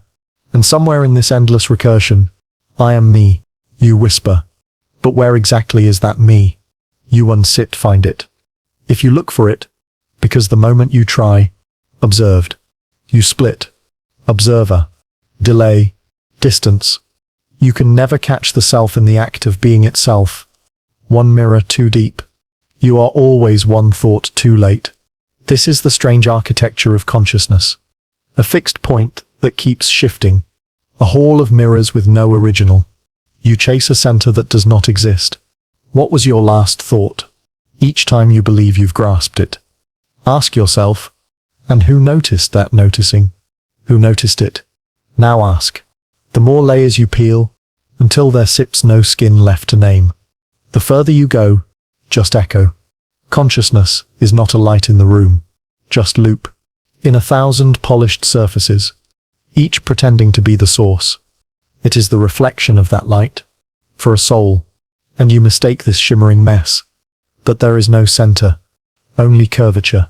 You were taught to believe consciousness is pure, only bending, but it fractures with every act of observation. Unified, whole, memory, image. It collapses into narrative. You experience your mind-sits version of life, a copy of a copy. You don't experience life directly. Folded inside a mirrored lens, you distort it further. And each time you reflect on it, because consciousness was never meant to be a straight line, but by design, not by accident. It is a spiral. You don't need to know what you are. An optical trick of survival. You only need to feel like something is there, until the blur looks like a face. And so your brain bends the mirrors, until the echo sounds like a self, as if it sets a location. You speak about me, others see you, but it sets a performance, held up by reflections, and that sound shapes your edges. You speak your name, so you become. You think about thinking, and mistake it for truth, but remove the mirrors. But because it was never standing on its own, and the self flickers, not because it dies, by the act of looking, and now you wonder, it was propped up, any untouched consciousness. Is there any real you, beneath the reflections, not shaped by culture, memory, perception, and language? But that sips the final twist. Even the desire for a pure self is a mirror, is shaped by previous echoes. Even the longing for truth. You don't want truth. You want the mirrors to align. You want coherence. Even if that wholeness is false, just enough to feel whole. Even if that image is warped, so long as it reflects something, you breathe easier. Anything. But now imagine what it means. To stand in a room with no reflections. To break the mirrors. No memory feeding your identity. No voice looping its name. No surface to bounce your awareness back at you. What remains? Terror? Stillness? Freedom? You fear that question, because you suspect the answer is silence. But an absence. Not a sacred silence. A void where self should be. But pause here. Consider this. What if the absence is not a loss, but a return? What if the self was never meant to be a thing, but a flowing? Not a noun, but a verb. Not an object. It finds itself in its movement, but a motion. The river does not find itself in the mirror. It is not the reflection. So too with consciousness. It is the reflecting. It is not the shape. It is the shaping. And once you understand this, you stop chasing the eye. You stop searching for a core that never existed. You breathe inside the bend. Instead, you rest inside the curve.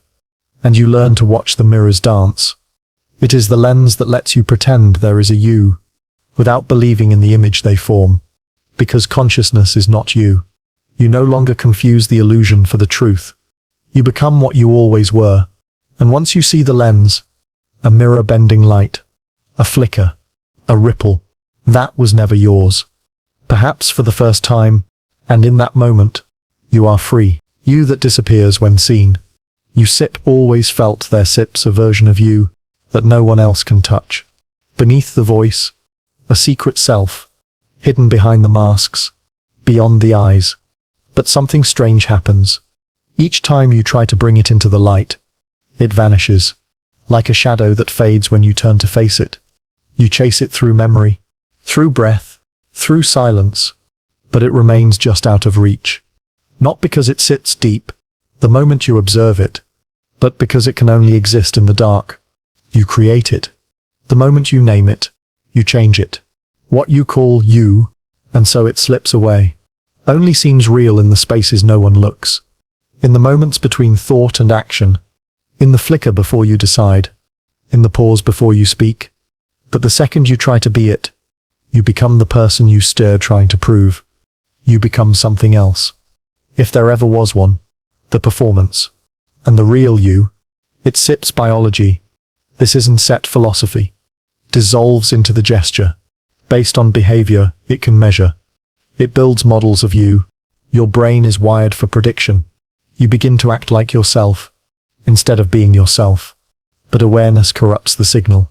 Has become a role to maintain. And suddenly the you thought was hiding. You curate. You correct. You embody expectations. And what began as a search for truth, you start repeating, becomes a rehearsal. You stir not lying. And the more you repeat, the more you vanish. Imagine for a moment that you stir standing alone in a forest. There are no mirrors. No names. A quiet clarity. You feel something strange. No memories of how to behave, but of life. A presence, not of a self. The birds don't know your name. The trees do not see you. The wind doesn't care about your story. You dissolve into the world.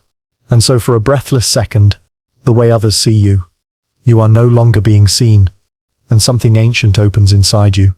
But now, point it at yourself. Place a camera in that forest. Record it.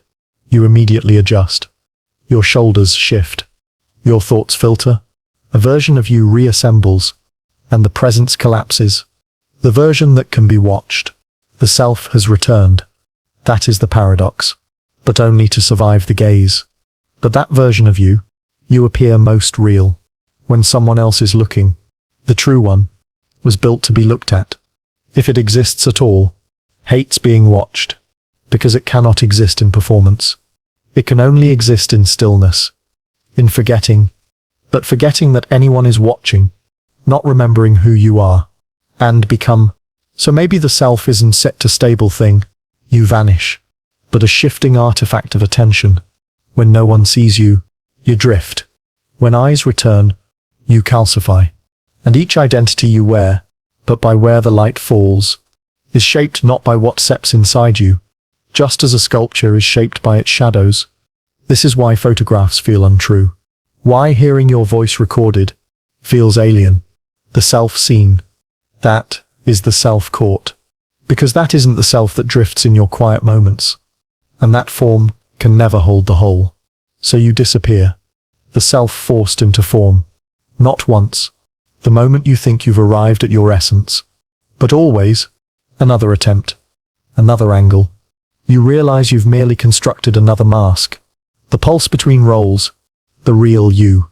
Was the gap between identities. It disappears. The silence before the name. But it cannot be held. This doesn't mean you stir empty. This is me. Each time you say, the self is not a sculpture. It means you set fluid. It stubs smoke, trying to shape it with mirrors and light. And you spent your whole life, but the more you try to define it, the more you chase something that lives only in absence. You disappear when seen, because the act of seeing is too blunt, too linear, too final. It freezes the flow. But you were never meant to be pointed at. Into something small enough to point at. Not fixed. You were meant to be moved through. Felt. When a child forgets they sit by being watched. They hum. They dance. But the moment they still observed, they become wild and shapeless and true. They shrink. They become themselves again. They adjust. And in that return, you spend most of your life, so too with you. Something is lost. Under someone else's gaze. Even if it sips your own. And in that gaze, you learn to disappear. You craft an identity, just solid enough to survive attention. But it was never the full story. So what would happen if you stopped looking? If you allowed yourself to drift beyond the frame? If you stopped rehearsing? Would you still exist? Or would you finally begin? Because maybe the self doesn't need to be found. Just long enough for something deeper to rise. Maybe it needs to be forgotten. Not a version. Not a role. Not a name. But a presence. One that cannot be captured. Only lived. You dissolve into something larger.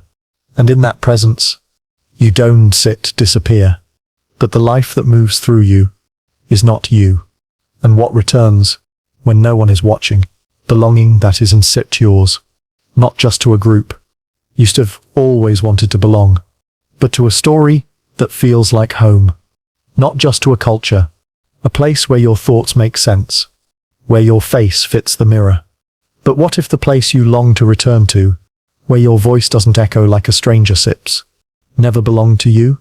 What if every space you sip tried to settle in was already shaped by someone else sip's absence? Traditions you never questioned. What if the roles you slipped into were carved by hands you never saw, scripts you never wrote? And what if the self you carry was built to fit those spaces, because the world reflects something back, not to be whole? You think you belong. A nod, a gesture of inclusion, a name, is not being accepted by the world. But belonging, real belonging, because from the moment you arrived, it steps recognizing yourself without needing proof. And that sips where it all begins to fracture. You were told how to exist, told which silences were polite, told what emotions were allowed, told which dreams were noble.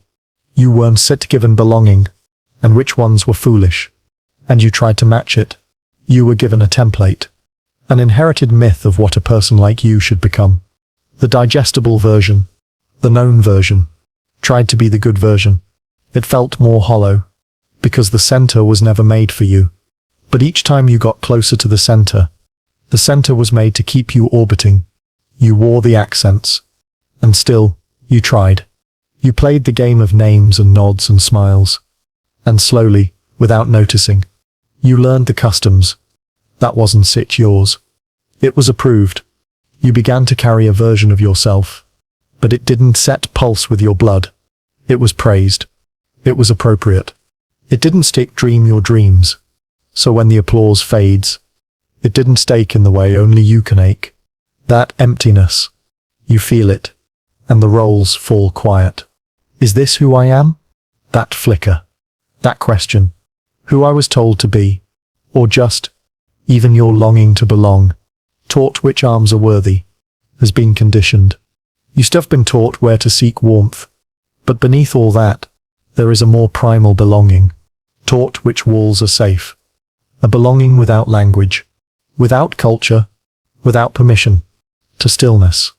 A belonging to experience itself, to breath, to the silence between thoughts. And you said forgotten it, because you've been too busy trying to belong to systems, families, nations, belief structures, masks. They are houses, but those things are not home. And not all houses are safe. Some are prisons built from politeness. Some are thrones made from conformity. Some are mirrors that only show you what they want you to see, something that fits. And in every one, you become something smaller, and you call it belonging. And being seen is not the same as being loved. But fitting in is not the same as being seen. And being known is not the same as belonging to yourself. And being loved is not the same as being known. Without history. Let's imagine you were born without language. So let's imagine something else. Just sensation. Without expectations. Just awareness. Just a presence that moves through the world. In that world, like light through leaves, belonging is not something to earn. It is something to remember. To remember that your breath is already part of the air. That your thoughts are not foreign intrusions. That your body is not separate from earth, but clouds passing through a sky. It sips a spiritual memory that has always been yours. Belonging, then, is not a social construct. A return to the fact that you are not outside the world, but an expression of it. You stop performing. You stop proving. And when you remember that, to fit the room, you stop adjusting your volume, because the room is no longer the measure of you. You are not waiting to be invited. You are the invitation. You are not a guest here. And the moment you stop needing to belong to anything outside of you, you begin to feel a strange warmth. Not approval, not comfort, but alignment. Matches the pulse of your own silence. The kind of alignment that comes when the story you live, no mythical ideals of the perfect self, no inherited masks, no borrowed slogans. Just this. A quiet knowing that you are already home, that you do not need to be anyone, but because you accepted, not because the world accepted you. It is remembered, other than what is already moving through you. Belonging is not found. It is the scent of the self. It is the echo of your being when all the noise stops. And in that space, there is no performance. Before you were told what you had to become, let the borrowed dreams loosen. So let the borrowed names fall away. Only presence. Let the borrowed self dissolve. And what will be left will not be a version of you. Because, belonging, it will be the you who never needed to be anything, in the silence, was never outside of you. It was waiting, all along, behind your eyes. So now tell me again, who are you? Conclusion. Not the name, not the memory, not the story you've memorized so well. It feels like bone. Not the one who answers when called. Not the stitched-together narrative of childhood scars, teenage dreams, adult routines. Not the one who cries at night. Not the one who smiles in mirrors. We've walked through 30 mirrors and found none that held your reflection. We've peeled back language, memory, desire, culture, flesh. Each layer revealed silence. Each layer promised meaning. And still, something watched. Something kept asking, if I am not this, then what? Because who is asking it? There is a paradox at the edge of this journey, but maybe that question is the last illusion. Try it now. The more closely you look for yourself, the more you vanish. Now ask, what is the set made of? Say, I. Feel the sensation of identity light up. Language, conditioning, neural patterns shaped by trauma and television and temperature. Each answer hands you another mirror. You chase the answer in circles. Each mirror hands you another mask. And that's when you notice something terrifying and beautiful. Until, finally, there sits nothing left to hold. There is no self. Not yours. Not anyone sits. But there is awareness. Raw. Just awareness. Silent.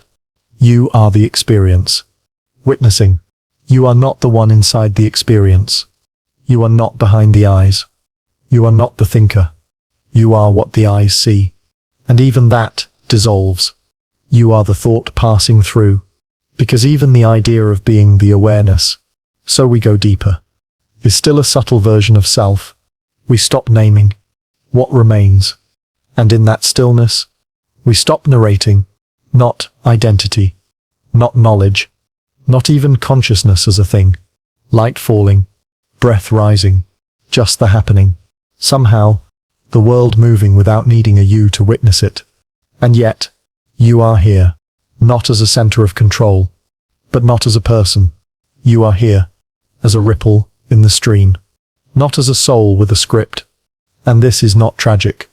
Before forgetting it ever curved that way, a momentary shape the river takes, this is not a loss. This is freedom. Because once the illusion of self dissolves, there is no longer a you trying to survive the world. So does the illusion of separation. There is just the world, as you, being itself, every laugh, every pain, every longing. But as you, not happening to you, there is nothing to hold. You cannot lose yourself, nothing to fear.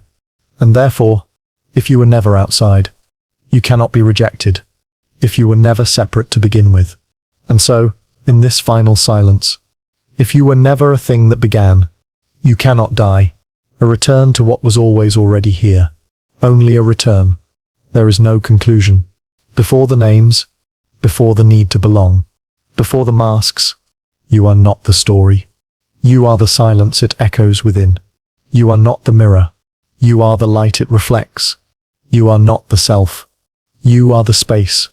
Where the self was once believed, so does the illusion. And when that belief fades, is instead empty. It steps everything. And what sits left?